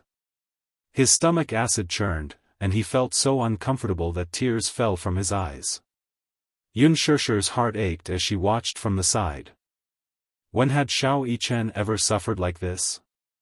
She couldn't help but recall Yu's childhood. She had also suffered like this in the hospital. She wished that she could take Xiao Yichen's place and suffer like this. Because Xiao Yichen had collapsed, the atmosphere in the ward became much heavier. The entire quarantine zone fell into a gloomy atmosphere. Everyone was on tenterhooks, afraid that they would be the first patient to die in the quarantine zone of the hospital. Outside the ward, the doctors and nurses were wearing protective clothing as they paced back and forth. At such a time, such a scene was inexplicably terrifying. Xiao Yichen didn't allow Yueyao to lie beside his bed because he was worried that she would pass the flu to her. Chapter 45:17. Unspoken also felt sorry for Xiao Yichen, but she was also worried that Yueyao would be worried about her brother. Therefore, she asked her to wear a thicker mask. Xiao Yichen was on an 4 drip for 2 consecutive days, and his condition kept fluctuating. One moment, his temperature would drop to 37 degrees, and at night, it would reach nearly 40 degrees. His entire body would be hot, and in the end, he would become delirious. Unspoken had not slept well for a few days. Wuxia felt sorry for her and suggested that she go home to get some sleep. She was unwilling, but in the end, Wuxia forced her to go home. She had not slept for a few days. Staying up all night would also affect her immune system. In addition, Unspoken had a delicate and weak body, so Wuxia was still worried. After Unspoken went home, he was responsible for taking care of the 3 little guys. In the past, Wuxia would definitely not be able to take care of himself. The 3 little guys would definitely make a mess. However, ever since Unspoken was pregnant with Yueyao, he had to take care of everything from the pregnancy to the delivery, to the confinement, and breastfeeding period. Who was born to do housework and take care of babies? Wasn't it all acquired through training? When Yueyao grew up, Wuxia also had the ability to take care of babies. When he took care of babies, he was not inferior to a top nanny. However, on the other hand, Chuho had to take care of the 2 little guys. They had just been weaned, and their immune system was too weak. If she went to the hospital too often, she would have to be isolated from the 2 little guys. Therefore, the heavy responsibility of taking care of Xiao Bao fell on Gu Jinglian's shoulders. However, Gu Jinglian had always been taken care of. When did he have the experience of taking care of others? When Chuho was in confinement, he volunteered to take care of his wife during her confinement, but in the end, he took care of her in a mess. In the end, he was chased away by Chuho. Xiao Bao was hospitalized, and Uncle Fu was old. If it were anyone else, they would be worried as well. Moreover, Xiao Bao also said that he wanted Gu Jinglian to accompany him. Naturally, Gu Jinglian could only do it himself. In the end, Xiao Bao regretted it a few days later. How did Gu Jinglian clean his face? Just like wiping a table, she covered Xiao Bao's face with the face towel like a rag. Then, like kneading dough twists, she rubbed his face until it was red. Gu Jinglian believed that since her face was red, she must have scrubbed it clean. Every time he finished scrubbing his face, Xiao Bao's face would turn red as if he was drunk. It was as if a layer of his skin had been peeled off. Gu Jinglian felt a sense of accomplishment. Xiao Bao then looked to the side and saw how Wuxia was gently wiping Xiao Yichen's face and hands. He was so jealous that he was speechless. He patted the blanket and shouted at Gu Jinglian's back view indignantly, "Dad! What's the use of being handsome? You don't know how to cook or wash clothes. You can't even take care of a patient well. Can your handsome face be used as food? Gu Jinglian turned around gloomily. He was about to flare up, but since Xiao Bao said that he was handsome, he was satisfied. Xiao Yichen was not convinced when he heard this. He supported his weak body to sit up and said indignantly, "Is your dad handsome?" "He's not as handsome as my dad." "Humph. My dad is the most handsome in the world. He's the richest and the most gentle. Can your dad compare to him?" Chapter 45:18. Mu Yaja's eyelids twitched fiercely. It was understandable for children to brag and compete. But when did violence become a category of comparison? Tisk, tsk, tsk. My daddy won't compete with you in violence. Xiao Yichen gave him a thumbs up. My daddy is rich. My daddy has a lot of money. He can build a few Eiffel Towers for me to climb with his money. Mu Yaja almost vomited blood. He was secretly calculating if he could really build a few Eiffel Towers with his wealth. While he was still calculating, the two little guys had already started bragging. My daddy can cook Chinese food, Western food, pasta, instant noodles, and pizza. My father knows how to write song calligraphy in regular script and seal script. Every piece of calligraphy is priceless. Our family lives in a big villa.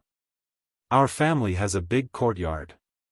My daddy's Xingyu Financial Group can buy your Gu Corporation. My daddy can buy Xingyu if he sells the Gu Mansion. Huff, huff. Huff, huff. The two little guys were panting after 300 rounds of verbal sparring. Yu Yu suddenly walked gracefully in front of Xiao Yichen and said calmly, "Xiao Yichen, open your mouth." What? As soon as Xiao Yichen opened his mouth, Yu Yu immediately stuck the thermometer into his mouth. Xiao Yichen frowned, held the thermometer in his mouth, and glared at Yu Yu. Wow, it's finally quiet. Yu Yu took a deep breath and suddenly felt that the world had become beautiful. Ha ha ha. Who told you to show off? Now you can't say anything, right? While Xiao Bao was feeling smug, Gu Jinglian's tall figure had already approached. Before he could react, the big devil pinched his cheek and stuffed the thermometer into his mouth. This time, the two little guys were as quiet as chickens and stared at each other. However, even so, neither of them was convinced. They crossed their arms and glared at each other with resentment. 5 minutes later, Yu Yu took out the thermometer and looked at the temperature. His brows furrowed. Tisk, Mu Yaja came over sternly. How is it? The temperature has risen again. Yu Yu showed the thermometer to Mu Yaja. 39.5 degrees. High fevers are recurring. This situation is not optimistic. Gu Jinglian started to worry as well. Although they usually bickered, he was still worried about little Yichen's condition at critical moments. Should we call the doctor? The doctor came this morning and prescribed some medicine and drips, but his condition is still not improving. If this situation continues, little Yichen will be sent to the quarantine zone. The complete isolation zone was the severe isolation zone. That meant that his life could be in danger. Usually, a patient would be in a room in such an isolated area and no one would have the right to visit them. Xiao Yichen was also worried. He lay on the hospital bed and looked listless. Is the fever coming on again? The fever had already subsided this morning. Will I never recover? Try saying that again. Yu Yu and Mu Yaja said in unison. Xiao Yichen kept quiet. Xiao Bao couldn't bear to see him like this.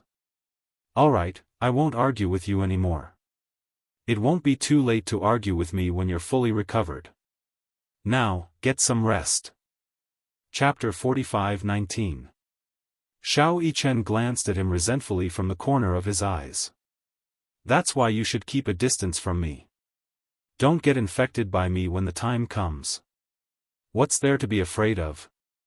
I'm not afraid of getting sick. Gu Jinglian suddenly became nervous and gave him a knock on the head. Don't raise a flag. Xiao Bao tilted his head. Dad, what's a flag? Gu Jinglian pinched his son's cheeks in disappointment. Although he was angry at him, his heart ached for him even more. These words were just like how a general would say to his beloved female lead in a TV series, "When I come back victorious, I'll marry you." It was as scary as that. However, Gu Jinglian's worries came true very quickly. The next day, Gu Jinglian woke up after a night of watching over Xiao Bao. He had a high fever. The doctor did his rounds and checked on his condition. He said that Xiao Bao's condition had worsened just like Xiao Yichen's. Hence, he suggested that Xiao Yichen and Xiao Bao be quarantined.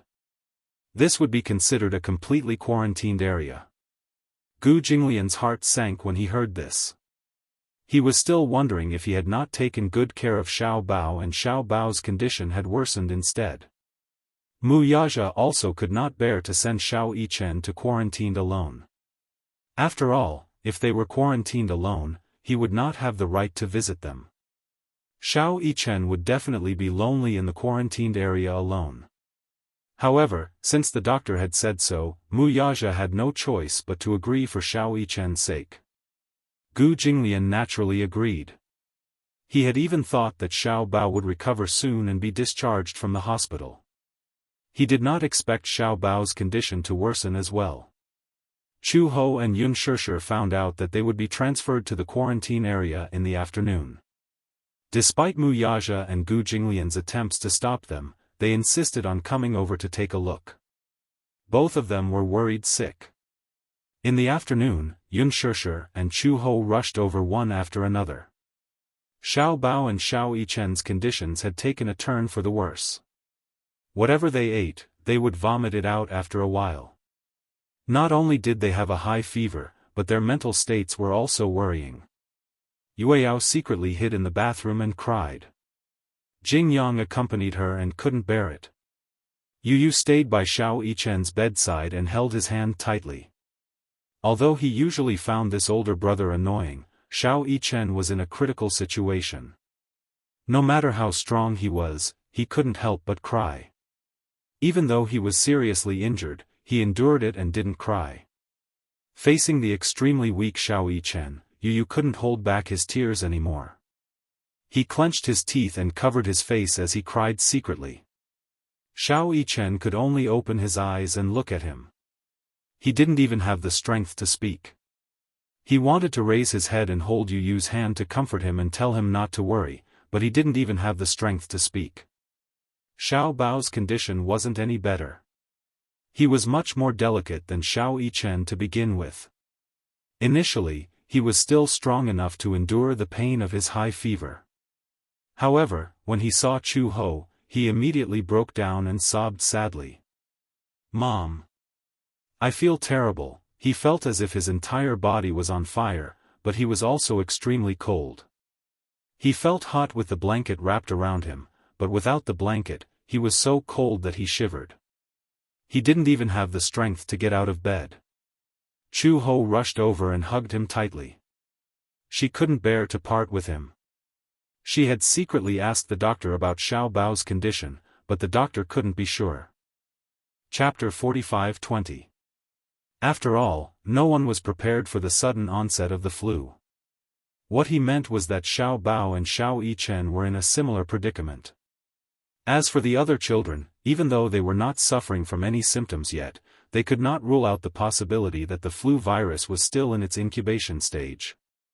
Since it was an unknown flu, no one could determine the mortality rate, cure rate, and sequelae of the flu. All they could do was try their best to save the children and study them. Many hospitals in the capital had news of nurses and doctors collapsing.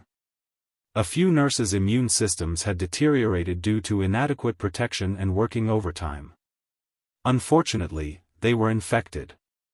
Apart from that, many doctors had been fighting on the front lines for a long time and fell ill from overwork. Some even died on the operating table. The constant news reports made the public anxious and immersed themselves in the fear of the flu. On the streets, in the shopping malls, and in schools, everyone was wearing a mask. Taking the temperature every morning had become a routine. The thermometers in the pharmacies were sold out. In the alleys of the city, everyone was on tenterhooks, afraid that they would fall victim to the flu virus. Even if they could not accept it, they had no choice but to accept it. Xianxia secretly cried in the bathroom for a long time. She wiped her tears and applied cold water to her face before walking out of the bathroom. She walked to Xiao Yichen's bedside and replaced Yu. Xiao Yichen gently held Xianxia's hand. He looked at the doctors and nurses who had surrounded the bed and asked nervously, "Mommy, am I going to be quarantined?" "Yeah." Xianxia squeezed his palm and choked back her sobs. "It's okay. It's just a small problem. Mommy will wait for you to get better, okay?" "Yeah, I think it's just a small problem too." Xiao Yichen blinked and said disapprovingly, "I'm in good health. How can I be defeated by such a small flu virus?" "Yeah." Xianxia nodded her head vigorously as though she was using Xiao Yichen's words to convince herself. Xiao Yichen couldn't bear to see her holding back her sadness. He pursed his lips and looked at the ceiling to hold back his tears. He was not afraid of getting sick, but he was afraid that Xianxia would be worried. She was so fragile. If she worried about him all the time, she would not be able to eat or sleep well. He must not show any signs of weakness, otherwise she would be even more worried. Therefore, Xiao Yichen pretended to be relaxed and said, "Mommy, when I leave the quarantine zone, I want to eat your black pepper steak. That will have to wait until you come out. For the sake of Mommy's black pepper steak, I have to work hard to get healthy." Xiao Yichen said confidently, "Don't worry, Mommy. I won't make you wait for too long." The doctor and nurse looked at each other and felt a little sad. The nurse walked over and said to Xiao Yichen, "Little boy, say goodbye to your daddy and mommy, okay?" "I don't need to say goodbye." Xiao Yichen's voice was a little choked up, but he still said stubbornly, "I'll be back soon." He and Xiao Bao were moved to a gurney and slowly pushed out of the ward. A group of people surrounded them as they walked towards the quarantine zone. 2 hospital beds were pushed to the quarantine zone door, one after the other. Xiao Bao's bed was pushed over to be next to Xiao Yichen's. Chapter 45-21. Xiao Yichen saw the fear and trepidation in Xiao Bao's eyes. He reached out his hand and said, "Come, hold my hand." Through the mask, Little Treasure winked mischievously at him and held his hand in the same way. Perhaps to Xiao Bao, the flu was just an ordinary cold. It wasn't that serious. However, Xiao Yichen was deeply aware of what he and Xiao Bao were facing at the same time. It was a test of life. If they couldn't pass this test, they might not be able to survive. He heard from the doctor that although he had a good physique, he rarely fell sick since he was young. Because of this, his body produced very few antibodies. As a result, his illness came like a landslide. He didn't have many antibodies to defend against the flu virus. Hence, he collapsed. The 2 children were sent to the quarantine area. Xianxia was distracted all day and all night. She didn't know when Xiao Yichen would be able to walk out of the coma. However, at the same time, there was good news. Yueyao's condition was slowly improving. If there were no accidents within a week, he should be able to be discharged. Yu had to be observed for a period of time. During this period of time, Xianxia was invited by the company to participate in a charity performance. It was a song that praised the angel in white. It was used to encourage the medical staff on the front line. At the same time, it was used to calm the panic of the public. Xianxia suppressed her worry and went to the sound engineer to record a demo. Xiao Yichen and Xiao Bao were sent to the quarantine area. The ward suddenly quieted down. Gu Jinglian had been staying in the ward for the past few days. Xiao Bao wasn't around and Mu Yaja couldn't take care of Yueyao and Yu on his own. Moreover, Jing Qi was also ill. Hence, Gu Jinglian helped to take care of Jing Yang. Jing Yang was especially afraid of Gu Jinglian. There was a type of person who, no matter how good-looking he was, had an irresistible aura that made people flinch at the sight of him. Gu Jinglian belonged to this type of person. No matter how calm and approachable he appeared, he couldn't hide his sharp aura at all. Every time Gu Jinglian wiped his face, Jing Yang would be as quiet as a puppet. He wouldn't move at all. Yu Yu was speechless. Was Gu Jinglian that scary? Why was Jing Yang so afraid? For a few days, there was no news about Xiao Bao and Xiao Yichen's condition. They didn't know if their conditions had improved or worsened. The man looked calm on the surface, but in reality, he was more worried than anyone else. Yueyao and Yu Yu's were. Yichen Yu's. Yu Yu said, "Actually, we seem to have neglected little Yichen. Even if he's my brother, he's not much older than me. He was only born an hour or two earlier than me, but he bears more responsibilities than anyone else." As the saying went, the crying child would get candy. However, Xiao Yichen was too stingy with his tears. Perhaps Mu Yaja had given him a special education since he was young. When he was half an adult, he was thrown into a special training camp. He had developed a strong character. No matter how wronged he was, he wouldn't cry easily. In front of Yu Yu, he also relied on his identity as Yu Yu's elder brother. He took care of Yu Yu just as much as Mu Yaja and Yun Shishir. He was very attentive. Chapter 45-22. In Yun Shishir's heart, a bowl of water was not full. In addition, Yu Yu had always been weak, so she focused on Yu Yu and ignored Xiao Yichen's needs. Xiao Yichen also rarely asked for any conditions because he felt that as an older brother, he should be more sensible and not act like a spoiled child. It was because he did not fight for anything, and did not even act like a spoiled child.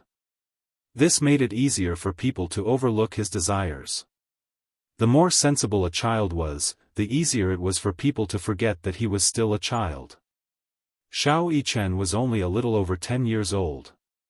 Like Yu Yu, he also had times when his immune system was weak. At such a time, Xiao Yichen still had a youthful sense of heroism. Yun Shishir was restless all day. Although Mu Yaja maintained his composure on the surface, only God knew how worried he was. Compared to them, Gu Jinglian was much calmer. Even though Chu Ho came to the hospital later and wanted to visit and was rejected, she was much calmer than Yun Shishir.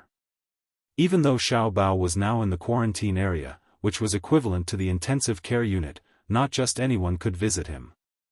She also thought optimistically that being quarantined would only be temporary. Children who liked to smile would have good luck. Xiao Bao would definitely get better. It had to be said that emotions could be infectious. Chu Ho's strength and optimism also infected Yun Shishir. Yun Shishir finally pulled herself together. When Yun Shishir pulled herself together, Mu Yaja naturally calmed down a lot. However, it was impossible to say that she was not worried about Xiao Bao at all. Chu Ho refused to leave the hospital. The two little guys had already been entrusted to Uncle Fu's mother. She insisted on staying in the hospital and waiting for Xiao Bao to come out of the quarantine area. She usually helped Yun Shishir take care of the children. With her and Gu Jinglian around, the burden on Mu Yaja and Yun Shishir was much lighter. One time when they were free, Yun Shishir couldn't help but ask curiously, "Chu Ho, aren't you worried about Xiao Bao?" "Not worried? How could he not be worried? I will only be more worried than you. But you seem to be much calmer than me." When Chu Ho heard this, he smiled and said, "What else can I do? Am I supposed to panic and not choose a path? Xiao Bao is in the quarantine zone. He must miss me a lot. The only thing I can do every day is to call him and hear him tell me that he's safe. It was because I wanted to cheer him up that I had to be spirited. You know, emotions can be contagious. Only when I show confidence can I make him believe that his illness is just a minor illness and maintain a positive attitude." When Yunshushu heard this, she nodded and said, I also want to encourage Xiao Yichen. However, it seems like I'm the one who needs more encouragement. A mother is strong. A mother is the child's biggest reliance. However, Shushu, you are already very strong. Don't worry, everything will be fine. Chu Ho patted her shoulder gently. Yunshushu was already stronger than she had imagined. If her children were quarantined, she would not be able to be so calm. In fact, in the quarantine area, Xiao Yichen's condition was not very good. He was originally the strongest one, but in the quarantine area, he was critically ill. Because of his high fever, he contracted viral pneumonia. Viral pneumonia could be understood as the late stage of influenza. Chapter 45-23. Xiao Yichen also knew that his condition was getting worse. Every time he saw the medical staff enter the ward fully equipped to take care of him, give him injections and infusions, and put on more and more masks, he gradually understood that his condition was not as optimistic as he had imagined. However, he did not want Yunshushu to worry. Even though he had a high fever and was dizzy, he still managed to stay awake and talk to her for more than 10 minutes. Once, after hanging up the phone, he fainted and was on the verge of going into shock due to exhaustion. In the end, the medical staff used a pacemaker to pull him back from the jaws of death. He did not dare to say anything about all this. What? The flu is raging all over the world? Hua Jin held Alice's shoulder anxiously. Is the flu virus serious this time? I spoke to Yunshushu on the phone and she said that all the hospitals are overcrowded. Moreover, the customs all over the world are heavily guarded and it's very difficult to pass through. Even if one had a fever or a cold one day, they would be quarantined for observation. The whole world was in a state of high alert. This flu is very aggressive and has spread crazily all over the world. According to the researchers, the first case was a person who accidentally ate a piece of infected pork and went abroad for a vacation. This flu is the most contagious among children. Even adults with weak immune systems can't escape from it. Hua Jin said with lingering fear, at first, I thought it was just a common cold. Later, I heard that there were already deaths. Now, I heard that Xiao Yichen's condition is very serious. Yueyao and Yu are still quarantined in the hospital. I wonder how they are doing. Initially, when he found out that the 3 little guys were infected with the flu, he was in a hurry to go back. However, the customs clearance was very strict. Anyone with the slightest sign of a cold would be quarantined. Even those who seemed to be perfectly healthy had to go through health procedures. The global tourism industry was in a terrible downturn. Because of this flu, all the industries in the world were facing huge losses. So far, there have been hundreds of deaths around the world. Among them, there are many doctors who died in the line of duty. Hua Jin was a little restless. By the way, is there any news from Gongjie recently? Alice shook her head. Thanks to the flu, there's been no news from Gongjie. So far, we haven't gotten any news about him. He can't be trapped in another country's territory, right? It's not impossible. Alice was also worried. But don't worry too much. Do you think Gongjie might have accidentally contracted the flu? After all, the flu is raging all over the world now, and many people are infected without any precautions.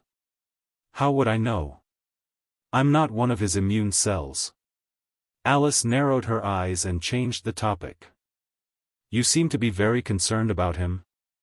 Aren't you worried? Alice replied truthfully. I'm worried. How could he not be worried? It was just that she wasn't as obvious as he was. Hua Jin disagreed. Isn't it normal to be worried? Alice said, don't worry. With Gongjie's physique, he'll definitely. Chapter 45-24. Alice widened her eyes in shock. What? Don't raise flags. Flag? What flags? What did he mean by that? Haven't you heard of it? In many television dramas, the general would say to his childhood sweetheart, "When I'm done with this war, I'll come back and marry you." And then? Hua Jin looked gloomy. And then the general never came back. He died on the battlefield. Alice was speechless. Look, Xianxia also said that with Xiao Yichen's amazing physique, he won't fall sick easily. Look, his illness came like a landslide. He's completely quarantined now. Xianxia can't even see him more than a few times now. Alice licked her lips awkwardly and started to fidget. Pooh! She hurriedly spat it out. Hua Jin slumped on the sofa. He wanted to go back to China, but he couldn't. He didn't know where Gong Jie was. Although it was absolutely safe here, he couldn't go anywhere else. Anxiety. Anxiety, it was another torturous few days. There was good news from the hospital. The authoritative professor had already extracted the influenza virus DNA in the research lab and put it into the research of a vaccine. Everyone was looking forward to the development of a vaccine to cure this influenza virus as soon as possible. Chu Ho inquired about Xiao Bao's condition from the office. Compared to Xiao Yichen, Xiao Bao's condition was gradually stabilizing. You should be on good terms with Mu Yichen's parents, right? The doctor asked in a roundabout manner. Chu Ho nodded. She came to the office alone. Yun Xianxia didn't come with her. Hence, the doctor told her everything. Compared to Xiao Bao, Mu Yichen's condition doesn't seem to be as optimistic. A child with the same condition as him has unfortunately passed away this morning. Chu Ho's expression froze when she heard this. What do you mean by that? I want her to be mentally prepared, but I don't dare to say this in front of her. Chu Ho's gaze fell on the stack of files beside the doctor's hand. On top of it was a report on the donation of a body for medical research. In the age column, the person who wrote it was only 7 years old. This file should be from the child who passed away this morning from the flu that the doctor mentioned. Only 7 years old, he was still so young.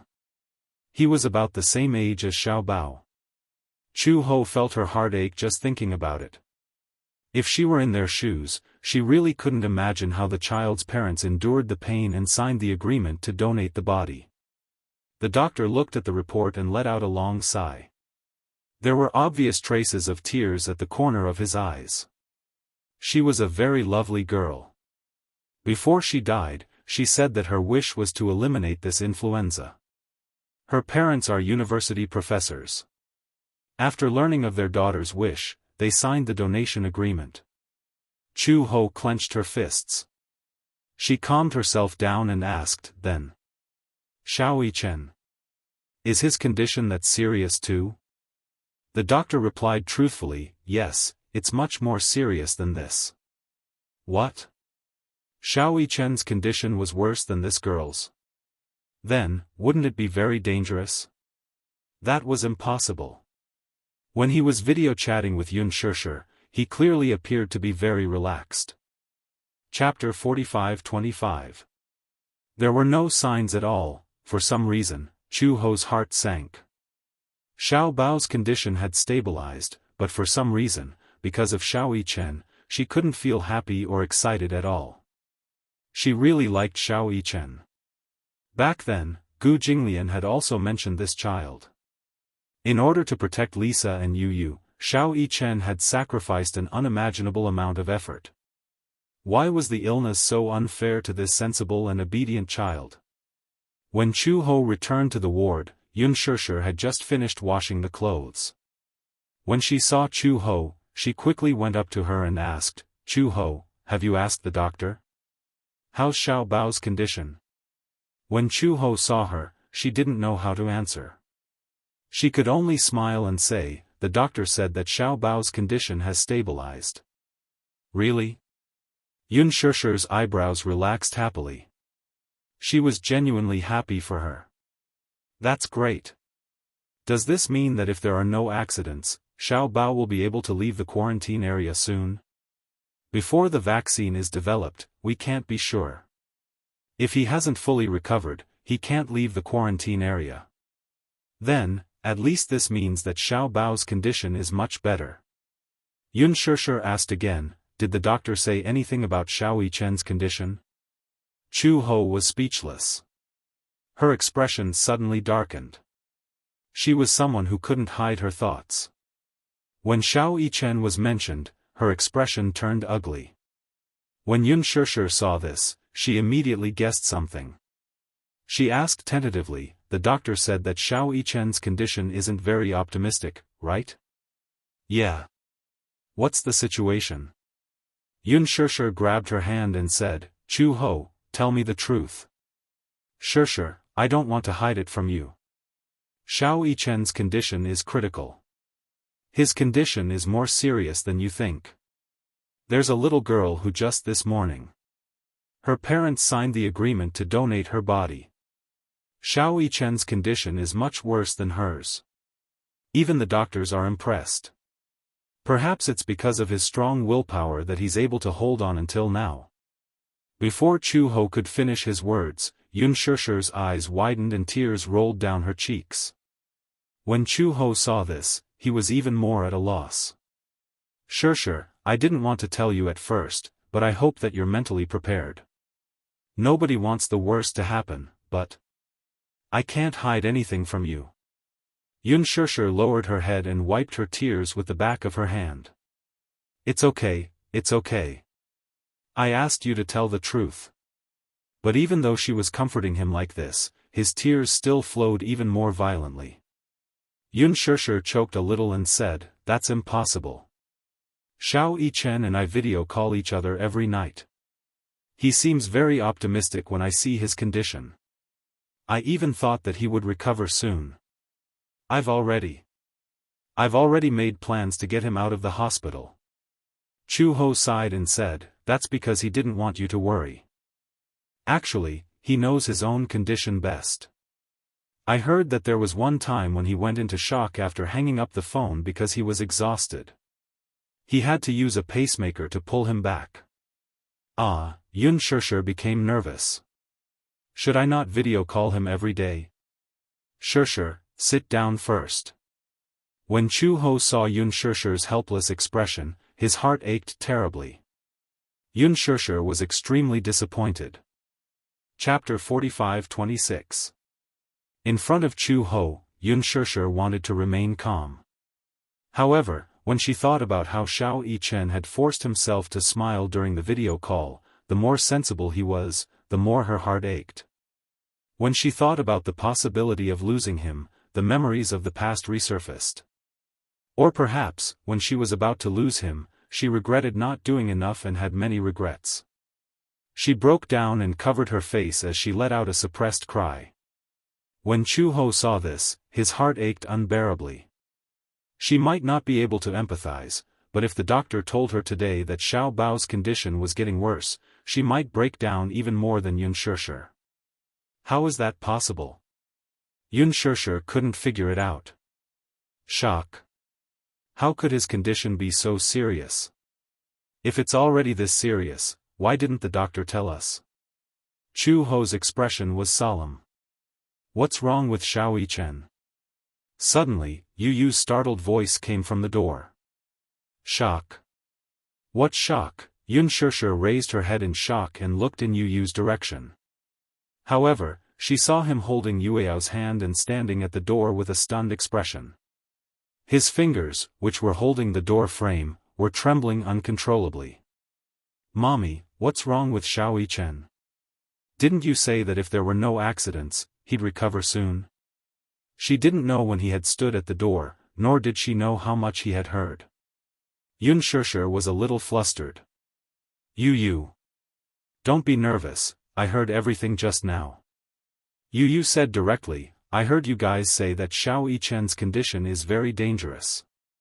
What's going on? Yun Shishir bit her lip and didn't say anything. Mommy, tell me. Yu walked over quickly. Yueyao was also frightened. Tears fell from her eyes. Children did not know how to hold back. Wah! She cried. Chu Ho was completely flustered. He hurriedly walked over and picked up Yueyao. Yueyao, don't cry, I don't want you. I want Big Brother. As Yueyao spoke, she couldn't stop crying. She clenched her fists and kicked her legs. I miss Big Brother. I want to see Big Brother. I haven't seen him for a long time. Woo. I want Big Brother. Yu grabbed Yunshirshi's hand tightly and almost interrogated her. Mommy, tell me. I don't know. I really don't know anything. What's going on with Xiaoyichen? I don't have any information at all. When Yu heard this, he frowned. His eyes flickered for a moment before he turned around and rushed out of the ward. Yunshirsher chased after him, only to see him rushing towards the doctor's office. Doctor. He rushed to the door of the doctor's office. Without knocking, he pushed the door open and entered. The doctor was sitting in front of the desk. In front of him sat a young couple who looked very down. When Yu saw this scene, his heart skipped a beat. He didn't know why, but he immediately suppressed it. Yu, what's the matter? When the doctor saw him, he looked concerned. What happened? Where's my brother? Yu walked over and glanced at the young couple. He saw that their eyes were red and it was obvious that they had been crying not long ago. When he saw the donation agreement on the table, his face turned pale with fright. Chapter 45:27. When the woman saw Yu, she seemed to be reminded of her daughter. She broke down and cried, boo-hoo. I don't want to have another child. I've already lost Duo. She's still so young. Even if she's gone, I can't abandon her. If you ask me to have another child, I feel like I'm betraying Duo. Back then, if she had any symptoms of the flu, I could have sent her to the hospital in time. Perhaps she wouldn't have died so easily. As she spoke, the woman couldn't go on. Obviously, as her husband, he had just comforted her that they could have another child even if they lost their daughter. However, when she saw Yu and thought about how the last time she saw Duo was a cold corpse, her psychological barrier finally collapsed. The man quickly comforted her, okay. We only have one child. We won't have another child. They had come this time to get their daughter's death certificate. However, when she saw the death certificate, her heart ached uncontrollably. The man was already very sad, but he still had to suppress it and comfort his wife. This flu had taken away their beloved daughter, but it had also taken away half of their lives. When Yu saw them crying, she became even more worried about Xiaoyichen. She walked to the doctor and asked worriedly, "Where's my brother? How is he now? Can I see him? Your brother's condition is still considered stable." But the doctor hesitated for a moment. "If you want to see him, it's a bit difficult. After all, he's now in the quarantine area. You can't go in. I want to see him." As Yu spoke, her voice gradually became choked. "I really miss my brother. I want to see him. Even if it's just once. You're not sick, right? Can't you still see the patient? That's because you're wearing protective clothing. I can wear it too." Yu looked at the woman and then at the man. She said to the doctor, "Do you know why they're so sad? It's because they didn't even get to see their biological daughter even once until she died of illness. The next time they saw her, it was only a cold corpse. This is their lifelong regret. Doctor, I miss my brother. I want to see him. Please." With that, Yu stood firmly where she was, biting her lip and glaring at him with tears in her eyes. The doctor hesitated for a moment. "I have to ask my superiors." "You don't have to ask for instructions from your superiors." An extremely domineering voice suddenly came from the door. Yu and the doctor turned around simultaneously and saw Mu Yaja and Yunshirsher standing at the door. "Daddy," Mu Yaja looked at him, smiled, and looked at the doctor. "Take us to him." "Chairman Mu, no matter what the consequences are, I can bear it. I can also be responsible for my actions. Wuxia paused for a moment and said, I remember that the protective suits of your hospital were donated by the Jianghu Financial Group. These protective suits are made of imported nanomaterials, so you don't have to worry. Don't let us, the family members, bear the burden of regret because of your courtyard's superficial words. Sigh. The doctor finally sighed. All right. However, I still have to ask for instructions. My authority is limited. My words don't count. Then please take me to see the director. Okay. Wuxia followed the doctor. Chapter 45-28. The woman who had lost her daughter was crying so hard that she was about to faint. Her tears seemed to have dried up overnight. She could no longer cry, but she was still crying so hard that her whole body was twitching. Streaks of red tears could be seen on her face. How did this happen? The woman said sadly, I thought that everything would get better. Sob, sob, sob, sob. Xianxia wanted to comfort her, but she felt that she was in no position to do so. If she were in this woman's shoes, she would have fainted from crying. When a person was really sad, what they needed was not someone to comfort them, but a shoulder to lean on or to cry with them so that they could vent all the sadness in their heart through their tears. This was good too. After a while, Wuxia finally returned.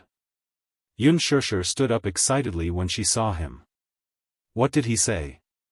The hospital director has agreed. We can go in and visit Xianxia now. But Yueyao can't go in. Okay. Even if Yueyao can go in, I won't agree. She didn't even want Yu to go in with them. However, Yu must be worried sick about Xianxia. If she didn't let him in, he would definitely be angry. After receiving instructions, the three of them couldn't wait to go to the quarantine area. They changed into sterile protective clothing and followed the doctor into the quarantine area. In fact, the quarantine area wasn't as scary as they had imagined. However, because the influenza virus was airborne, everyone who entered and left the quarantine area had to wear thick protective clothing. Even so, there were rumors that some doctors and nurses had died at their posts because they were too tired and didn't take proper protective measures. The first room in front is Wuxia's bed.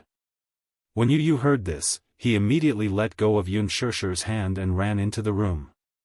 When he opened the door, he saw that the heater was turned on. Moreover, he was wearing a mask, so his vision was foggy. Yu didn't have time to wipe the fog off the soft glass and ran to the bed. Xianxia was lying on the bed with his eyes closed. It was hard to tell if he was awake or asleep. He walked over, and the sound of footsteps startled him. Xianxia finally opened his eyes. When he saw Yu, he was shocked. Yu. It's me, brother. He called out. Xianxia felt like he was in a fantasy. Firstly, this was the quarantine zone. How could Yu come in so easily? Secondly, how could this brat obediently call him big brother? Xianxia mumbled to himself in a daze, am I dreaming? Idiot, it's not a dream. It's not just me. Before he could finish speaking, Xianxia saw Wuxia and Xianxia enter the room. He was even more dumbfounded. Just as he was about to speak, he started coughing violently. Cough, cough, cough, he couldn't stop coughing. When Yu saw this, his heart ached and he was angry. Don't talk anymore. Didn't the doctor tell you to lie down properly? I'm not dreaming, am I? Xianxia was suspicious again. He stammered, how could a brat like you be so obedient and call me big brother? Yu didn't know why, but Xianxia's words sounded like he was teasing him. However, he didn't know why his eyes started to sting. Chapter 45-29. Was he that bad in the past? Yu's tears flowed uncontrollably. Choking, he said, bro. If you can't hear enough, I can keep calling you. When Xianxia saw that Yu was crying, he was at a loss. He felt helpless and tried hard to wipe his tears. However, Yu was wearing a sterile gown and his eyes were like soft glass. There was nothing he could do. He could only say sadly, "Don't cry. I was just joking." After a pause, he looked in the direction of Wuxia and Xianxia. "What's wrong with you guys? Why are you in the quarantine zone? You're making such a big fuss. I'll think that you're here to say goodbye to me. Don't say such depressing things." Yu pouted and pinched his cheeks gently. Because Xiao Yichen was sick, he could not bear to use too much strength. "Who's here to say goodbye to you? We just miss you." Yu's words shocked Xiao Yichen. Oh my god. Was this the arrogant Yu who always said one thing and meant another? She actually told him that she missed him without any hesitation. This was too much. Xiao Yichen pretended to be relaxed. "There's no need for that. I'm actually doing quite well. The doctor said that my condition is slowly stabilizing." "You're lying." Yu pouted. "The doctor said that a little girl whose condition was not as serious as yours had already passed away." "Ah." Xiao Yichen let out a short, "ah" sound. He looked at Yu in shock and disbelief. "Are you talking about Duo? Yeah. I don't know if it was this morning or yesterday. Her parents just signed the donation agreement. No wonder I haven't seen her for a few days." Xiao Yichen felt a wave of regret. When he heard that Duo's parents had signed the donation agreement, he could not help but ask, "Did she really listen to me and donate the body for research?" "What did you say?" "I said." Xiao Yichen licked his lips and said straightforwardly, "If I really can't be cured because of this flu, I'll donate my body so that the doctors can develop a vaccine as soon as possible. This flu is too annoying. If I die because of it, it won't have a good time either." Xiao Yichen's original intention was to lighten the mood. However, his brain was clumsy and his mouth was thick. The words that came out of his mouth were not very pleasing. Yu pinched his lips and said, "Don't talk about death all the time." "When did I say that all day long?" Xiao Yichen pushed Yu's hand away and explained, "This isn't bad luck. Everyone who enters this quarantine zone is seriously ill. I also want to get better quickly, but my body isn't working well. There's nothing I can do." When Yu heard this, he suddenly hugged him sadly. "I don't care. You have to get better quickly. This is an order." Xiao Yichen looked at Yu and sighed helplessly. He gently patted his head and said, "Okay, I'll do as you say, Master Yu." Wuxia and Xianxia looked at the two little guys who were deeply affectionate and were extremely touched. Xianxia walked to the bedside and asked worriedly, "Why did you lose so much weight? I heard from the doctor that you have a bad appetite." "It's not that I have a bad appetite." Chapter 45-30. Xianxia's heart ached for him. No wonder he had lost so much weight. It wasn't like he had lost weight in a day or two. Had he been like this for so many days? Had he vomited after eating? Xiao Yichen looked at Xianxia and asked worriedly, "Mommy, did the doctor say that my condition is very serious?"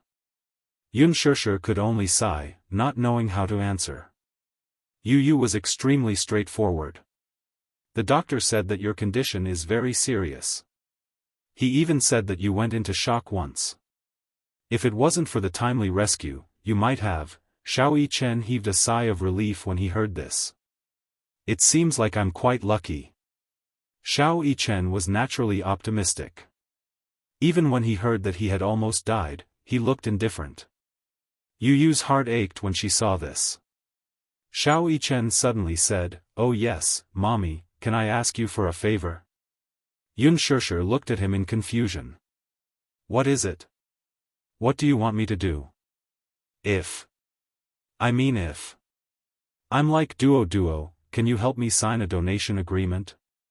Xianxia's body trembled uncontrollably when she heard this. Tears rolled down her cheeks at once. Xiao Yichen suddenly felt a little guilty. I didn't mean to make Mommy sad. It's just that the doctor said that my condition isn't optimistic, so. I was thinking that if there's really no other way, can I be like Duo and donate my body to the hospital? Xiao Yichen, give Mommy some confidence, Yunshishir said sadly, don't let Mommy think that way. Mommy can promise you that, but don't say such things again, okay? She and Mu Yaja were both open-minded people. They wouldn't object to the donation of a body because of some traditional beliefs. However, this didn't mean that Xiao Yichen could bring it up. Now, no matter who it was, she hoped that they could give her more confidence. Otherwise, she wouldn't be able to hold on much longer. It was like a slow death by 1,000 cuts. Every day, a piece of flesh would be cut off. Every day, another piece of flesh would be cut off. Xiao Yichen was upset when he heard Yunshishir's words. Mommy, Yunshishir couldn't help but hug him tightly. Xiao Yichen, it's Mommy's fault. I didn't cherish you when I should have. Perhaps, only when you're about to lose it will you understand how much Mommy owes you. Little Yichen was stunned for a moment before he smiled. Mommy, don't say that. Are you trying to make me cry?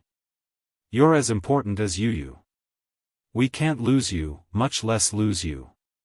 You must not know this, but Yueyao misses you so much that she's gone crazy. She keeps asking to see you, but she's still so young. She can't possibly enter the quarantine zone. Can you bear to see her miss you so much? So you have to get better soon, okay?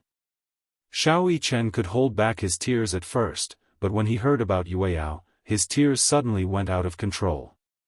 He couldn't suppress the sadness and uneasiness in his heart anymore. He bit his lip tightly and said hoarsely, Mommy, I miss Yueyao too. Yunshishir wiped his tears and said helplessly, You and Yu are a pair of clowns. You're always fighting and can't seem to get along well. Didn't you see how Yu slammed the doctor's table just to see you? Xiao Yichen turned to look at Yu, but he turned his face away. His cheeks were red. No.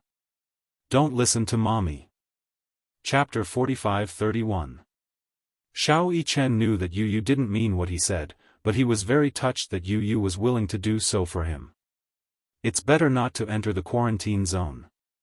Xiao Yichen said to Yu, I feel that it's very risky. After all, it's better to be cautious. Yu pouted and said, Then promise me that you'll get better quickly. I promise you. If I can get better quickly, I'll promise you anything. I don't care. Yu said domineeringly, Hurry up and promise me. Okay. Xiao Yichen rubbed his head and pouted. I promise you. I promise you. The three of them couldn't stay in the quarantine zone for too long. Yunshishir reminded Xiao Yichen repeatedly before leaving with Mu Yaja and Yu reluctantly. At the same time, at Hurricane Group, Alice suddenly received news about Gongjie. The remnants of the sacred shrine have been completely eliminated. However, the leader of the mercenaries who was in charge of Gongjie's safety replied, Young Master Jie is also seriously injured. Moreover, with the flu raging, he can't pass through the customs for the time being. The return route to Hurricane Group can't be approved. Also, the FBI is monitoring the hospital. Young Master Jie is being kept in the hospital and can't leave. FBI. Alice held the satellite phone and was puzzled. Why are the FBI people there? Gongjie was ranked first on the FBI's wanted list and was the FBI's #1 target. They didn't expect Gongjie to be targeted by the FBI. Damn it! Alice was so angry that she almost threw the phone. If Gongjie was targeted by the FBI and brought back to the FBI headquarters, he would definitely be sent to military court. Hurricane Group was an important obstacle to international security. As for Gongjie, international security laws were applicable. Once convicted, the Gongjie would face hundreds of years in prison. At that time, once he was locked up in the military prison, it would be extremely difficult for him to leave. Alice immediately reported the news to Gong Shaoying. When Gong Xiaoying heard the news, he said without thinking, "Humph.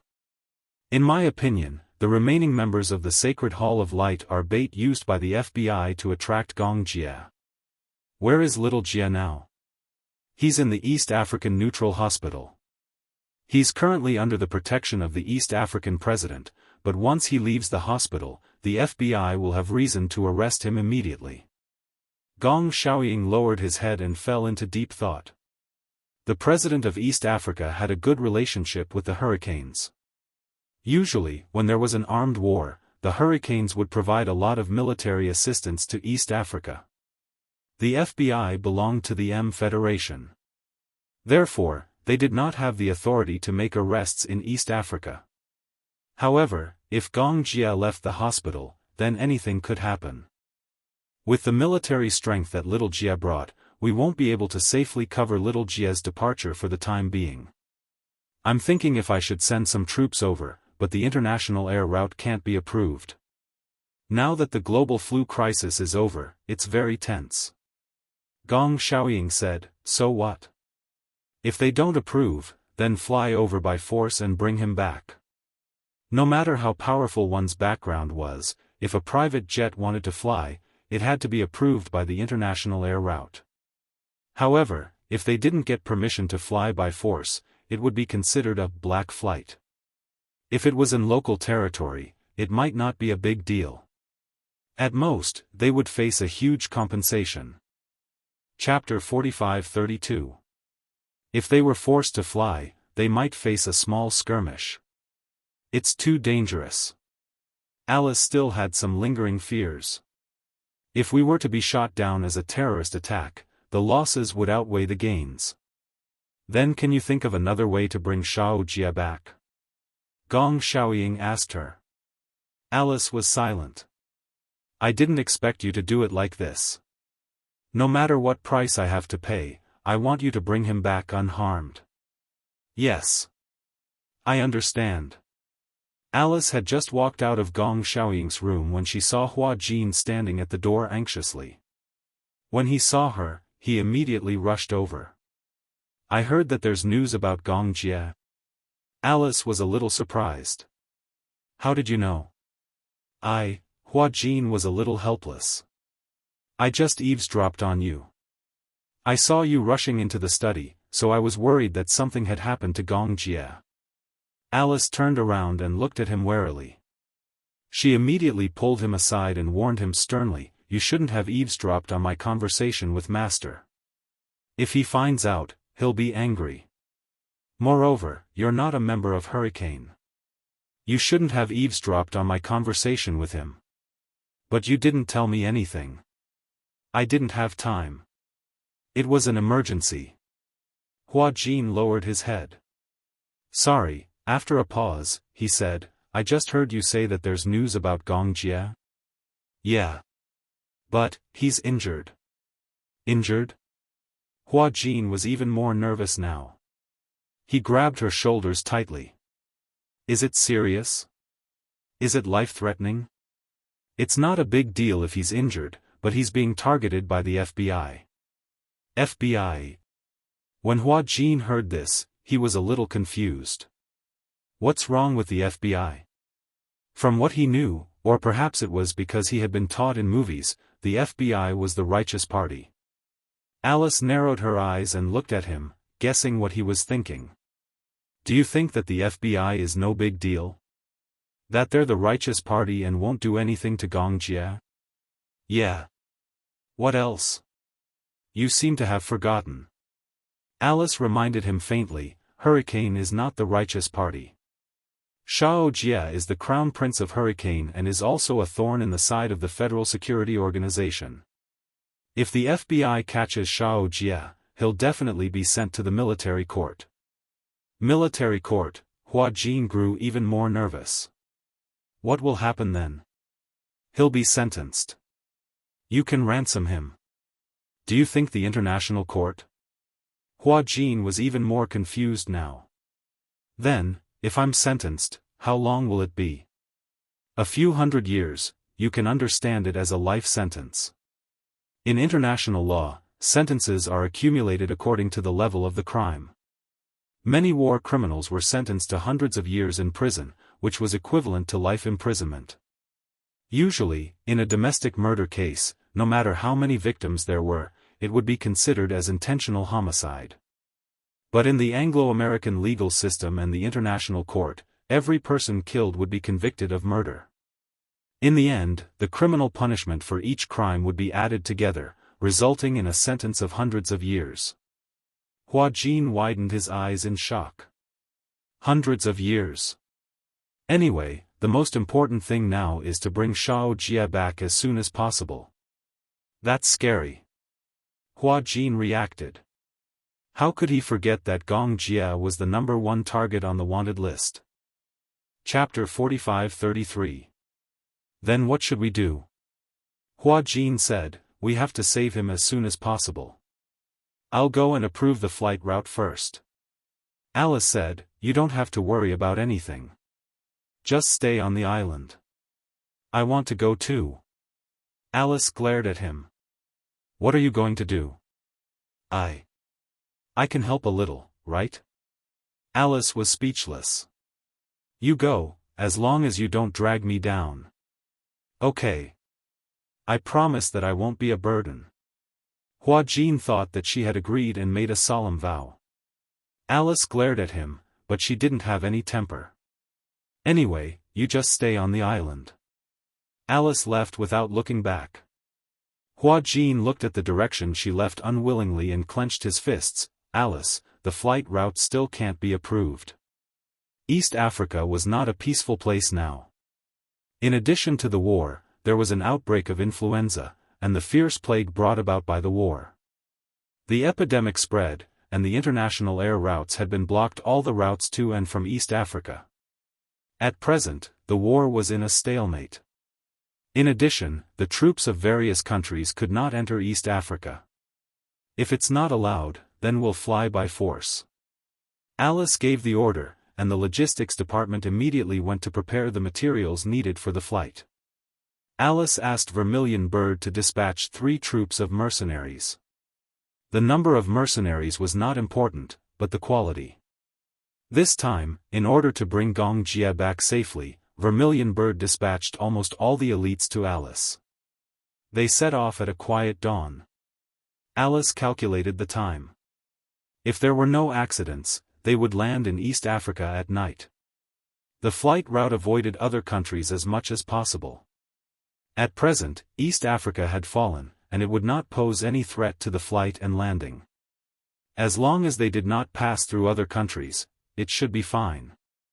This kind of thing could not be foolproof, but Alice avoided all the accidents as much as possible. At dawn, the mercenaries boarded the plane in an orderly manner. After Alice counted the supplies and the number of people, she found that there was one more person. He guessed that Vermilion Bird must have felt that this person was not enough, so she sent another mercenary. Thus, he did not think too much and prepared to set off. The hatch slowly closed. Wearing the combat suit, Hua Jin carried the heavy combat bag. Looking at the tightly shut cabin door, he finally let out a sigh of relief. When Alice dispatched the mercenaries, he secretly stole a house, disguised himself as a mercenary, and boarded the plane. Although Alice had repeatedly emphasized how dangerous this trip was, he still didn't care. He didn't know what possessed him, but when he thought of the danger Gong Jia was in, he couldn't stay on the island and wait for his return. He could only repeatedly warn himself not to be a burden to Gong Jia. Even though he knew that his actions were a little rash, but Hua Jin heaved a deep sigh. Beside him, a mercenary spoke. Everyone, be vigilant. We are facing the FBI this time. The FBI is the most treacherous. In order to achieve their goals, they will do anything. In short, be vigilant. Understood. The one who gave the order was a relatively authoritative captain. Hua Jin looked at him and did not speak. After dawn, the sky turned white. The plane finally took off. Chapter 45-34. Hua Jin was jolted awake by a strong jolt. He opened his eyes in shock. The fuselage was traveling through the airflow and was shaking violently. However, the mercenaries beside him were already used to this kind of jolt. They hugged their combat hugs and continued to sleep. They were indeed well-trained mercenaries. Even their sleeping posture was uniform. Hua Jin was a little thirsty. He rummaged in the combat bag for water. Footsteps were approaching. He raised his head alertly and saw Alice looking over. Before he could lower his cap, Alice exclaimed, "Hua Jin." Hua Jin raised his hand awkwardly and waved at her. "Hi, what a coincidence." Alice also raised her hand and slapped him hard on the top of his head. "Why are you here?" And Alice tugged at his clothes in disgust and asked suspiciously, "What's with your clothes?" Also, what's up with your equipment?" Alice snatched his heavy combat bag and opened it. There were all kinds of dry food, snacks, and drinks. His eyelids suddenly twitched violently. I was afraid that there would be no food and water along the way, so I prepared some in advance. Last time in East Africa, he and Gong Jia almost starved to death. That was because he learned his lesson and prepared dry food in advance, just in case. Alice slapped him on the head again. "Ouch. That hurts. Do you want to die?" Alice put on a fierce expression and said fiercely, "You can't even protect yourself. Why are you following us? Why are you joining us?" Hua Jin raised his hand and swore, "I swear, I won't drag you guys down. You have such a big bag full of food. Are you running away? Also, the scariest thing in East Africa is not the FBI, but the plague. Do you know about the plague? If you get infected with the plague, your life will be over." Hua Jin pursed his lips. "Anyway, no matter how much you scold me, I'm still going." No one could stop his will. Alice was startled. She looked at Hua Jin, who seemed to be secretly angry, and sighed helplessly. "Okay, I got it. It's useless to say anything now. You've already boarded the plane. Can I still throw you out of the plane?" Hua Jin's face immediately changed from gloomy to affectionate, revealing a puppy-like smile. "You're still laughing." Hua Jin immediately stopped laughing. Alice turned around and glanced at a man who was staring at her in a daze. She ordered, "Jack." "Yes. You are in charge of this guy's safety." Jack looked at Hua Jin with disdain. Hua Jin saw the look of disdain in his eyes and pretended not to see it, but he was not convinced in his heart. Was he that weak? Did he have to look at him with such disdain? "I don't need anyone to protect me. I can protect myself." Hua Jin patted his combat bag and said, "I brought my own gun." When in danger, he would never give in. If he was not convinced, he would fight. Alice slapped him again. "Since you're on the plane, you have to obey all orders. Otherwise, if you piss me off, I will really throw you out of the plane." She looked at Hua Jin with a threatening gaze. Chapter 45-35. There wasn't a single light in the hospital ward. The curtains were all drawn, blocking out the bright sunlight outside the window. Gong Jia stood by the window and gently lifted a corner of the curtains. With a strong ray of light, he immediately caught a glimpse of a few blond men in casual clothes walking back and forth below the hospital. No matter how the FBI disguised themselves, their appearance was too obvious among the tan doctors and nurses. This group of people had been loitering around the hospital floor for so long. It was said that the FBI had gathered elites with high IQ, but in his opinion, their IQ was lacking. However, a fool couldn't win against a large number of people. This time, the FBI had sent over 30 fully armed people. They were determined to arrest him and bring him back to the military court. He put down the curtains and turned around. In the room, a few mercenaries were sitting on the sofa, playing with the guns in their hands. "Young Master Jia, your injury hasn't healed yet. Go back to bed and lie down." Gong Jie returned to the bed and sat down. When will Alice arrive? If there are no accidents, she should arrive in East Africa tomorrow. How many people did she bring?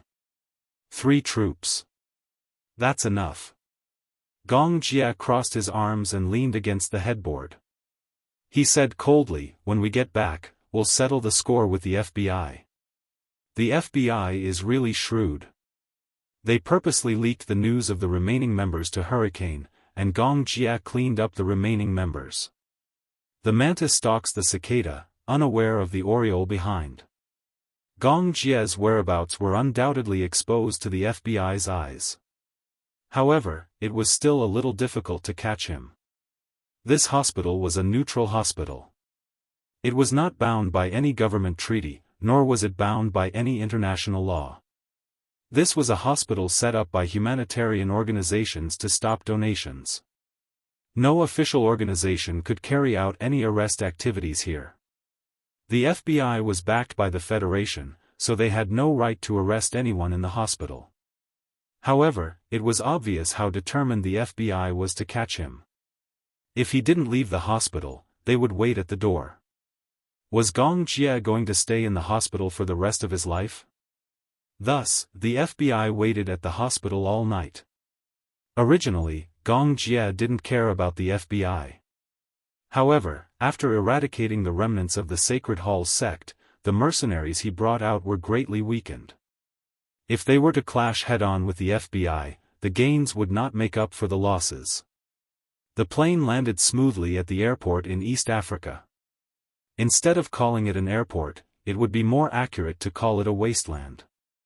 Previously, the armed forces had wantonly bombed the railways, airports, and all the transportation fortresses into ruins. The plane hovered over the ruins for a long time before landing on a grassy area next to the airport. After the plane landed, everyone got off the plane. Looking at the devastated airport, no one was surprised. They were used to war. Only Hua Jin, he was stunned by the scene in front of him. Living in a peaceful country, he had never thought that war would bring about such cruelty.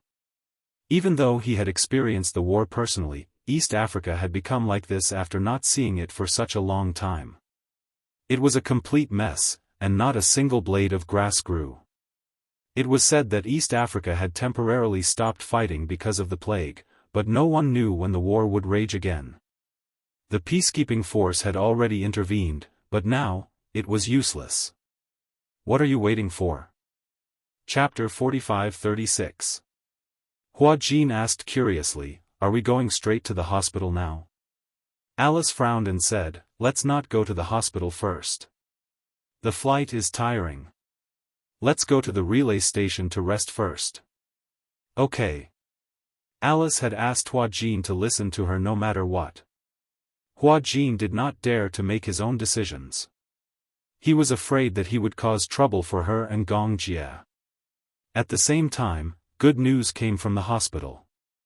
The Capital Medical University had successfully developed a vaccine against influenza. After several tests, the success rate of the vaccine was guaranteed. However, it would take some time before the vaccine could be put into use. The safety of the vaccine had to be confirmed before it could be widely used. The entire world was in a state of panic in the 2 months between the beginning of the pandemic and the introduction of the vaccine. The Capital Medical University was the first to develop an inactivated vaccine, which shocked the entire world. No one expected country Z to be the first to develop a vaccine against influenza. At that time, they had only received news that the vaccine was successfully developed. No one knew when the vaccine would be put into use. However, this gave Yunshurshu a glimmer of hope. The successful development of the vaccine meant that the influenza was not invincible. At the same time, she also hoped that the vaccine could be tested and put into use as soon as possible. Xiao Bao's condition had stabilized. The doctor said that his condition would not worsen for the time being. His body was under control, which was the best outcome. However, Xiao Yichen's condition was not as ideal. A week before the vaccine was developed, his condition worsened. Unspoken even signed the donation agreement under the doctor's suggestion. When signing the agreement, Wuxia did not mind signing it. However, this was Xiao Yichen's wish. He did not know if he could survive the flu. He did not know if he could wait until the vaccine was developed. During the development period, the development of the vaccine was kept a secret from the public. Xiao Yichen thought that if he did not survive this time, he would donate his body to the capital medical university to be used in the vaccine experiment. Unspoken could not bear to do that. However, this was Xiao Yichen's wish. That was his body. He had the right to make his own decisions. Although she could not bear to part with it, since it was Xiao Yichen's wish, she had to work hard to fulfill it for him. That night, Xiao Yichen's condition worsened and he was pushed into the operating room. Outside the operating room, Unspoken officially signed the donation agreement. After signing her name, she was completely defeated. Wuxia hugged her as they watched over little Yichen, who was undergoing emergency treatment in the operating theater. This was the fourth time this month that Xiao Yichen's condition worsened. Yu carried Yueyao and stood guard outside the operating theater. From the start, he did not expect Xiao Yichen's condition to deteriorate to this extent. He even felt that, apart from Yueyao, he was in the greatest danger. Little Yichen was in good health, so he would definitely be fine. However, he did not expect that Xiao Yichen, who was in the best condition in everyone's eyes, would fall the fastest and his condition worsen the most. Due to the worsening of his condition, he had not seen Xiao Yichen for a few days. On the contrary, he did not want to see Xiao Yichen now. This was because he knew that if he were to see Xiao Yichen now, there would only be one situation. Chapter 45-37. Unspoken couldn't figure it out. Finally, the vaccine was successfully developed, but why couldn't Xiao Yichen hold on? Yu paced back and forth outside the operating theater, holding back his tears. He didn't dare to cry, and he didn't want to cry. He was afraid that if he cried and shed tears, little Yichen would really leave him. Why should he cry when it wasn't confirmed yet? Yu forced himself to calm down. He turned to look at Unspoken, who was covering her face and waiting anxiously. However, he couldn't comfort her. Even he himself was worried sick. How could he pretend to be calm and comfort mommy? Xiao Yichen, didn't you always say that we have telepathy? Yu stared at the door of the operating theater and thought to himself, you always said that we don't have telepathy, so I definitely don't care about you. Can you hear my voice now? On the operating table. Xiao Yichen lay weakly on the operating theater. His body was covered with machines and an oxygen respirator. He could vaguely hear a voice calling out to him. Xiao Yichen, can you hear my voice? Xiao Yichen opened his eyes wide. Even though the operating lights were glaring, he still opened his eyes wide. It was Yu's voice. He heard Yu's voice. Yu, he struggled to get up, but the nurse pressed him down. Don't be agitated, doctor, why did the patient suddenly get up? He opened his eyes. He seems to have regained consciousness. The doctors and nurses gathered around. They were a little uneasy when they saw Xiao Yichen's eyes wide open. Could it be the final radiance of the setting sun? Check the patient's heart rate and blood pressure immediately. Doctor, it's not good. His blood pressure is dropping rapidly. His heart rate is also declining. Resuscitate him immediately. Yichen, listen carefully. There was a flash of white light. Xiao Yichen opened his eyes again. However, he was in a daze when he saw an empty darkness. In the darkness, he could vaguely see a thin figure standing there. He was a little confused and couldn't help but walk closer. As for the shadow in the camera, it swayed slightly and actually walked towards him. Xiao Yichen was a little alarmed. He took half a step back until Yu's figure became clearer. Yu? Xiao Yichen's Zhao's eyes. In his chaotic dream, he even forget that he was still lying on the operating theater. Since last night, after his condition had worsened, he had been having many dreams. In a trance, he felt that he was in reality for a moment, and in an illusion for a moment. He was gradually unable to distinguish between reality and illusion. When the boy saw him, he ran over excitedly and hugged his shoulders. "You're not allowed to leave us. Do you understand?" Xiao Yichen was confused when he heard this. "What did I do?" "The doctor said that your condition has worsened. You might not make it."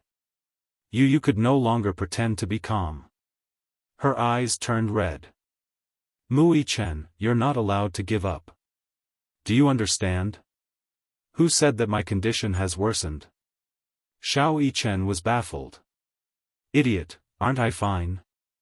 Yu stared at his face for a long time before she finally said, "Mu Yichen, thank you." Chapter 45-38. Thank you for appearing in my life. But don't leave so easily. It wasn't easy for me to fall in love with a brother like you. Are you going to abandon me for no reason? Yu was a little agitated. "Mu Yichen, can you work harder? I heard from Mommy that the Capital Medical University has already developed a vaccine for this influenza. You have to hang in there, don't give up now." When Xiao Yichen heard this, he finally understood what was going on. He looked around and realized that this world wasn't the real world. And Yu wasn't really standing in front of him. It was probably just an illusion. He was critically ill.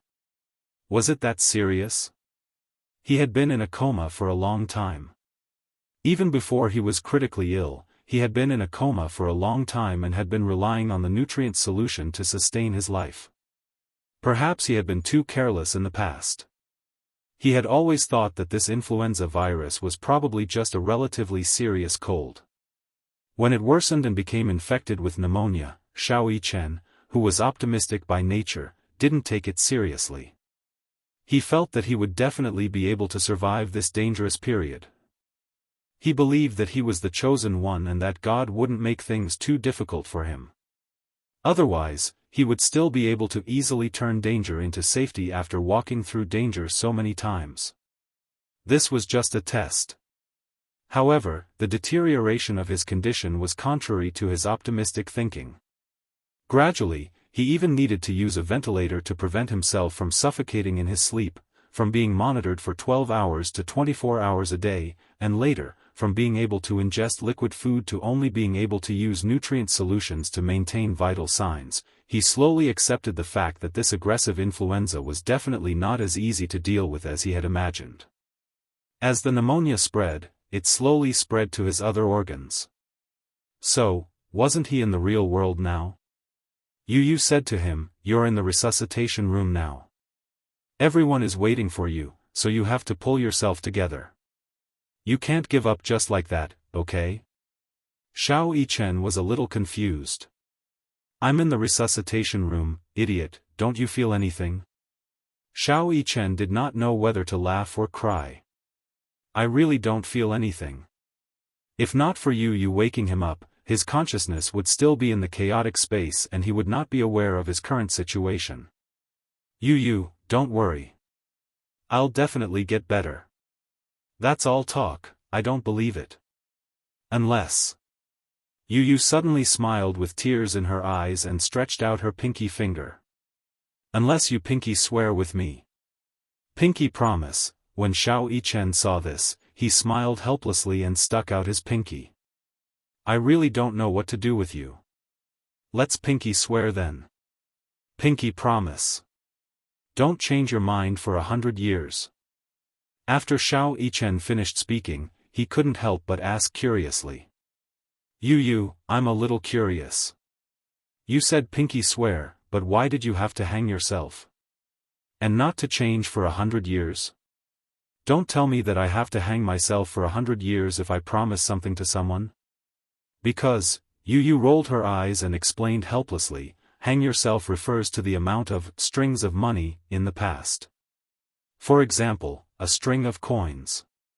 In ancient times, copper coins were not easy to keep, so they were strung together with a string so that they would not fall. Hang yourself was a metaphor for making a decision and not changing it. Do you understand? Okay. Chapter 45-39. You're obviously keeping me in suspense. Yes, I'm keeping you in suspense. Come and chase me if you can. Yu Yu ran far away. Xiao Yichen could not help but chase after him. However, he saw a ray of white light at the end of the tunnel. It was getting bigger and bigger.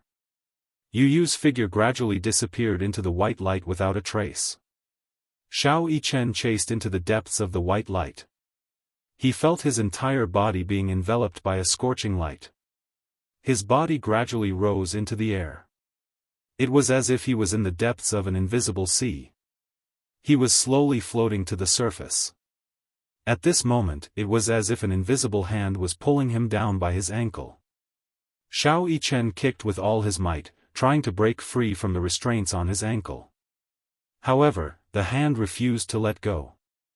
Xiao Yichen paddled with both hands, trying to float to the surface. However, no matter how hard he tried, he could not break free from the hand. He gradually sank deeper and deeper. Let go. He kicked with all his might. Finally, the hand let go. Xiao Yichen took the opportunity to swim to the surface of the sea. He looked up, but all he could see was white. Then, he felt as if his soul was being sucked up by a powerful force. Beep, sizzle, thump. His body fell back onto the bed. Xiao Yichen suddenly opened his eyes. A thick layer of mist covered his breathing mask. The doctor was holding the pacemaker. When he saw that Xiao Yichen had finally opened his eyes, he asked in surprise, "How's his blood pressure? What's his heart rate?" His heart rate is gradually returning to a stable level. His blood pressure is slowly decreasing. The doctor opened Xiao Yichen's eyes and shone his pupils. He finally heaved a sigh of relief. "Little guy, you gave us all a fright. Don't make such jokes in the future. It's a miracle that he woke up. He's already been in the jaws of death for a few rounds. The other side refused to take him in, so he had to come back." Xiao Yichen's life was finally out of danger. The atmosphere in the operating theater gradually relaxed. "Don't scare us like this again. You know, you're the little celebrity of our quarantine zone. No one wants anything to happen to you." One of the nurses who doted on Xiao Yichen the most walked over and gently tugged at Xiao Yichen's hand. "That's right, Xiao Yichen. Promise us, okay? Once the vaccine is out, you'll be able to leave this place safely." Xiao Yichen was extremely weak. He struggled to break free from the hands of the Grim Reaper, using almost all of his strength. At this moment, he could only nod slightly. He did not even have the strength to open his mouth to speak. Outside the operating theater, the operating lights finally went off. Yu Yu's heart skipped a beat when she saw the lights go off. Unspoken was so nervous that she grabbed Mu Yaja's arm tightly, almost pinching it. Even though it hurt, Mu Yaja didn't say anything. He only cared about comforting her. "Sure, don't be so nervous. The lights are off. Where's Xiao Yichen?" She was so scared. When the door opened, what she had been waiting for was a bed covered with a white cloth. "He won't.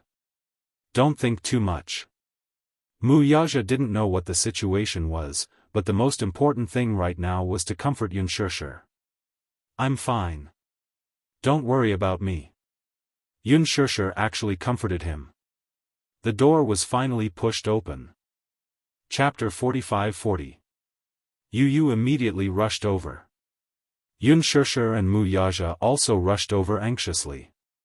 The chief surgeon smiled when he saw how anxious they were and immediately comforted them. The surgery went smoothly. "Don't worry, Mu Yichen is in good condition now." "Really?" Unspoken's voice became a little shrill because of her surprise. Yu Yu was relieved when he heard that Xiao Yichen was fine. He took half a step back and gave Unspoken the spot closest to the bed. Since he knew that Mu Yichen was in good condition, he was relieved. He was not in a hurry to take a look. Yun Shishir and Mu Yaja surrounded the bed. If it were not for the isolation suits, they would have given Xiao Yichen a hug. It was strange. When he first met Xiao Yichen, he could not accept him as an older brother at all.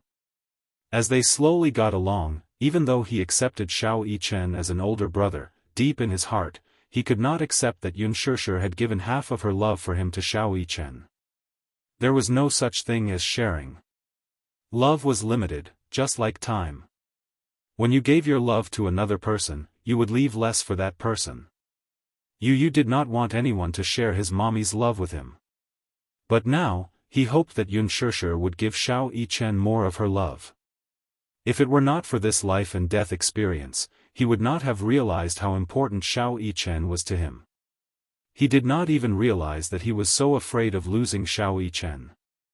In fact, he had opened his heart to Xiao Yichen long ago. It was just that he could not bring himself to say certain things because of his dignity. Perhaps Xiao Yichen also thought that he had not completely accepted him. This was because there were some things that others would not know if they were not said. There were some things that the loved one would never know if they were not said out loud. Moreover, he always said one thing and meant another. He clearly liked her, but said that he did not. He clearly loved her, but said that he did not love her. He clearly cared, but said that he did not care. He clearly hoped that Yun Shishir would love Xiao Yichen more, but on the surface, he always pretended to be fighting with Xiao Yichen for her love. Xiao Yichen also misunderstood his words and actions. He thought that Yu cared more about Yun Shishir's love than him as an older brother. Thus, he was very sensible and mature. He withdrew the portion that originally belonged to him. Little Yichen must be very lonely after all this time. He was still a child, so he should be more coquettish and unreasonable. However, he was so sensible and mature. He had a steadiness that was not expected of someone his age. Now, he had Yueyao. Mommy's love was going to be cut off again. But, Yu would work hard to fill the void that had existed for so long with his love. Unknowingly, his face was wet. Yu reached out to touch his cheeks, only to realize that he had been crying unknowingly. Perhaps it was because he was too emotional. He was too emotional because Xiao Yichen was safe and sound. He wanted to give Xiao Yichen a big hug. He wanted to hug him tightly and say to him, "Xiao Yichen, welcome back. Xiao Yichen, welcome back." Chapter 45-41. At the same time. East Africa. Alice rushed to the hospital with a large team. She arranged the police around the hospital and entered the hospital with Hua Jin in disguise. Then, they sneaked into Gong Jie's room. In comparison, Gong Jie's room was relatively safe. However, outside the room, there was heavy security. The FBI had already monitored the entire room. Gong Jie was slightly injured. Although he had passed the critical period, when he was first sent to the hospital, if the wound had not been infected, the FBI would not have had the chance to do so. When injured in East Africa, the scariest thing was the plague and wound infection, as well as the complications after infection and inflammation. Because of the war, there were corpses everywhere. It was also because of these corpses that bacteria and viruses spread wantonly. Hua Jin had just walked into the ward when he saw Gong Jie leaning on the bed in full armor. He was pleasantly surprised. Gong, he had just said one word when he realized that he seemed to be overly excited and immediately restrained himself. Gong Jie did not expect that Hua Jin would suddenly appear. He turned his puzzled gaze to Alice. Alice whistled and quickly distanced herself. "It has nothing to do with me." He snuck in himself. Snuck in? Gong Jie was doubtful of this statement. Alice lifted Hua Jin's collar with a look of disdain and the corners of her lips twitched. "Please, do you know how he snuck into the army? He stole the mercenary uniform and combat bag, wrapped himself up tightly, and then openly snuck in. I'm convinced that I didn't even notice." Gong Jie's expression turned ugly when he heard this. What are you doing here? Hua Jin casually made up an excuse. I'm just here to take a look. You came to a war-torn area to take a look? Gong Jie snorted coldly. If your words are posted online, you'll be called a brainless idol. Hua Jin heaved a sigh of relief. I'm not a public figure anymore. There's no need for such taboos. When he was a public figure, he had to be on tenterhooks with every word he said. Every nerve in his body had to be stretched taut. Even when facing the camera, every word and sentence had to be prepared by the public relations company. Every word was very meticulous. If it was an ordinary person, even if they made a few jokes in private, it would be harmless and no one would take it to heart. As for public figures, their flaws and strengths would be magnified infinitely. Even if it was an unintentional mistake, he would be consigned to eternal damnation. After leaving the entertainment industry for so long, he still hadn't gotten used to such a relaxed lifestyle. There were no paparazzi following them in the dark, and there were no busy drafts. Gradually, they could speak as they pleased. Alice glanced at Hua Jin from the corner of her eyes and said helplessly, "Hey, do you have to be so arrogant? Why don't you just say that you're worried?" Hua Jin was still stubborn. Who's worried?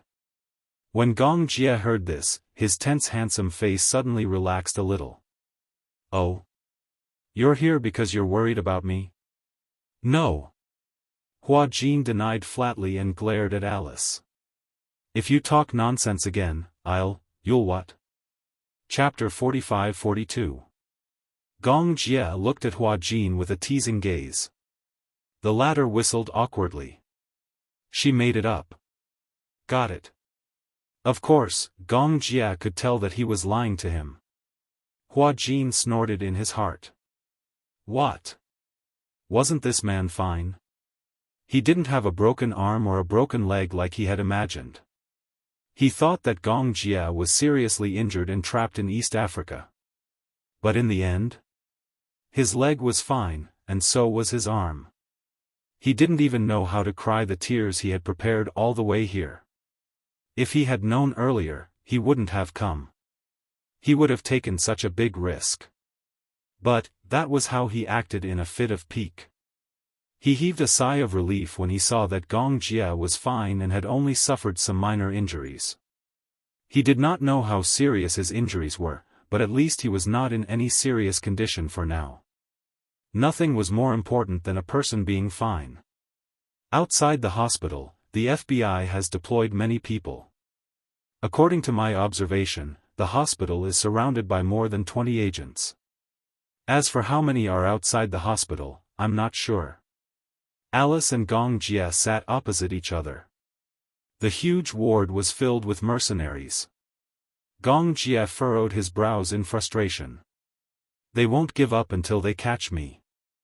They've schemed so much just to bring you back to the Nuremberg military court. I think those judges are already rubbing their hands and getting ready. If they can put you on trial, they can immediately retire with glory.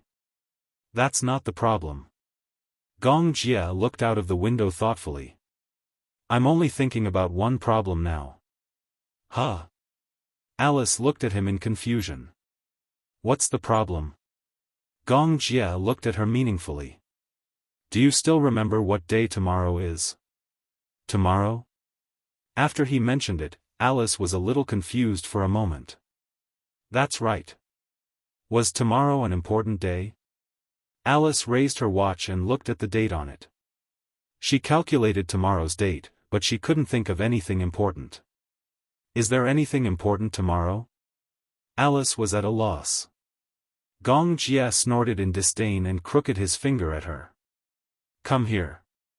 Alice inched toward him curiously, but the man unceremoniously pinched her nose and flicked her forehead. It's my birthday tomorrow, dummy. Alice covered her forehead in pain, but when she heard Gong Jie say that tomorrow was her birthday, her eyes flickered a little. She slapped her forehead again. Ah, how could I forget? It's your birthday tomorrow. Maybe you haven't gotten over the jet lag yet. Humph, I think you don't care about this at all. Don't worry. Where's the present? Gong Jie opened his palm to her like a child, asking for a gift. Alice braced herself and replied, I didn't prepare a gift. Gong Jie cast a sidelong glance at her, clearly expressing his dissatisfaction. Behind them, Hua Jin looked at them silently. He felt that there was an indescribable chemistry between the two of them. It was said that the two of them had known each other for a long time and had gone through fire and water together. This kind of chemistry couldn't be cultivated overnight. Moreover, Alice had sacrificed so much for him. Because Gong Jie was infected with the virus, in order to save him, Alice used her own body to experiment on the vaccine. If it weren't for her, Gong Jie wouldn't have been able to survive the infection of the virus. And because her body was affected by the experiment, she lost her fertility. Chapter 45-43. She had never told him about it. Why? Was she afraid that he would feel guilty if he found out? Perhaps, she did not want this matter to bind Gong Jie for the rest of his life. If it were another woman, she might have told Gong Jie about this matter to make him feel guilty. This way, her love would become righteous. Then, what if it was him? If he had sacrificed so much for someone, would he really remain silent? So far, the only person who could make him sacrifice without any complaints was Unspoken. He had not dared to think that he would remove his cornea for Unspoken. He had not dared to think about it before. He even thought that he would not do it. But now that things had developed to that point, he did it almost without any hesitation. Then, if the same thing happened again and the other party was Gong Jie, would he still do it?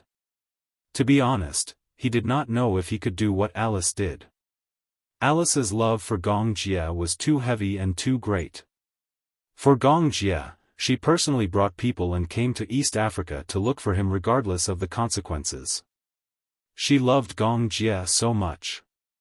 Why did she not confess to him? If Gong Jie knew about this, what would he think? Hua Jin was deep in thought when he heard Alice say, "You're still thinking about a birthday present at this juncture?" He came back to his senses and looked at Alice. However, he saw Alice looking at Gong Jie with a look of disdain. "It's my birthday tomorrow. I'll have to trouble you. I'll celebrate it with you when we get back to the island." "Humph, I want to celebrate it." Gong Jie even sighed. "Originally, I wanted to rush back to celebrate my birthday with my sister." He was born on the same day as Unspoken. His biggest wish was to celebrate his birthday with Unspoken every year. He was afraid that he could not do it this year. Gong Jie could not help but feel a little regretful. "I'll go outside and check if there are any FBI soldiers in the hospital." As Alice spoke, she stood up, looked around, and said to Hua Jin, "You, stay in the ward obediently, do you hear me?" "I heard you." Alice walked out with her men. Hua Jin stared at Gong Jie's back. For a moment, he was in a daze. He was hesitating whether or not he should tell him about it. It wasn't that he was being nosy. Instead, he had the right to know who had risked their lives to save him back then. It was not that he wanted to fight for something for Alice. Instead, it was a personal sacrifice. Although it was not for the sake of getting what he wanted, at the very least, he wanted to let Gong Jie know that he had paid such a huge price. This was the right of Gong Jie. It was also Alice's duty. Similarly, there was one more thing he wanted to confirm. Hua Jin suddenly plucked up his courage, walked in front of Gong Jie, and sat down opposite him. Gong Jie's knuckles, which were holding the teacup, stiffened. He looked at him in a daze. He had a feeling that he had something important to say to him. "What's the matter?" "I think that Alice is actually quite good." Gong Jie was speechless. This sentence, which came out of nowhere, did indeed stun him. "Yes, I know that she's quite good. What about you? How do you feel about her?" Hua Jin asked again. Gong Jie's lips twitched. "What do you mean by how do I feel about her? You've always treated her as a good friend?" Gong Jia pondered for a moment and then said seriously, rather than calling her a friend, it's better to call her a comrade. Comrade? Revolutionary friendship? Chapter 45-44. Hua Jin sat down opposite him. I think that Alice is quite good. Gong Jia looked at him suspiciously. He didn't understand why he was suddenly telling him this. Hua Jin continued, Alice may sound mean, but she has a sharp tongue but a soft heart. Gong Jia tapped the table lightly with his fingers. Do you have something to say? Hua Jin licked his lips. I have a feeling that you have something to say, but you're hesitating. It's like this, Hua Jin took a deep breath and said, I think that you owe her a thank you. Gong Jia was stunned. You? Do you know why Alice is infertile? Gong Jia suddenly stood up when he heard this. He grabbed his collar and frowned slightly. You know? He had always wondered why Alice would lose her ability to conceive for no reason. However, no matter how he asked Alice, Alice refused to answer. Gong Jia had also secretly investigated this matter. However, there was nothing fishy about Alice's infertility. If Alice was said to be a woman whose private life was more chaotic, then perhaps because she was too indulgent and had too many abortions, or perhaps because she hurt her body because of her promiscuity, then it would be a different story. Although Alice was very good at talking, in fact, her love and private life could be said to be a blank slate. It was impossible to say that she was infertile from birth. But, as for the reason behind it, she had never mentioned it to her brother. Hua Jin knew the reason. Gong Jia couldn't help but feel agitated. He had always been troubled by Alice's infertility. Hua Jin saw that he was so nervous and asked, Are you very concerned about her? Of course. Gong Jia became anxious and asked, Don't you know? Tell me. Because, Hua Jin gulped and asked again, Do you remember that you were infected with the plague when you carried out a mission?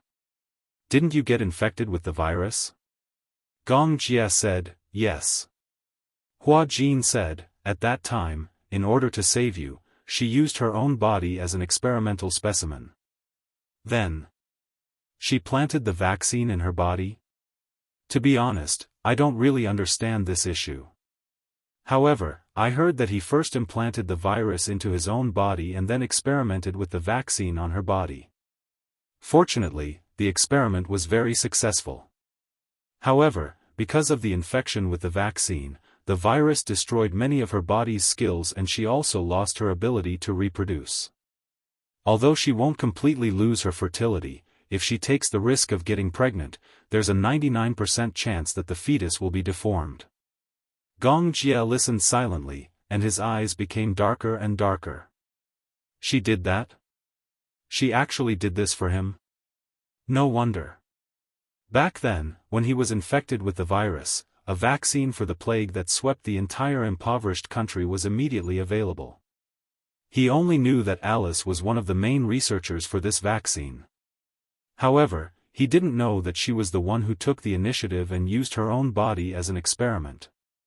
After the vaccine was developed, it had to be tested before it could be used. And Alice was willing to use her own body as an experiment for him. Gong Jia immediately let go of Hua Jin's collar and supported himself on the table, somewhat unable to accept this fact.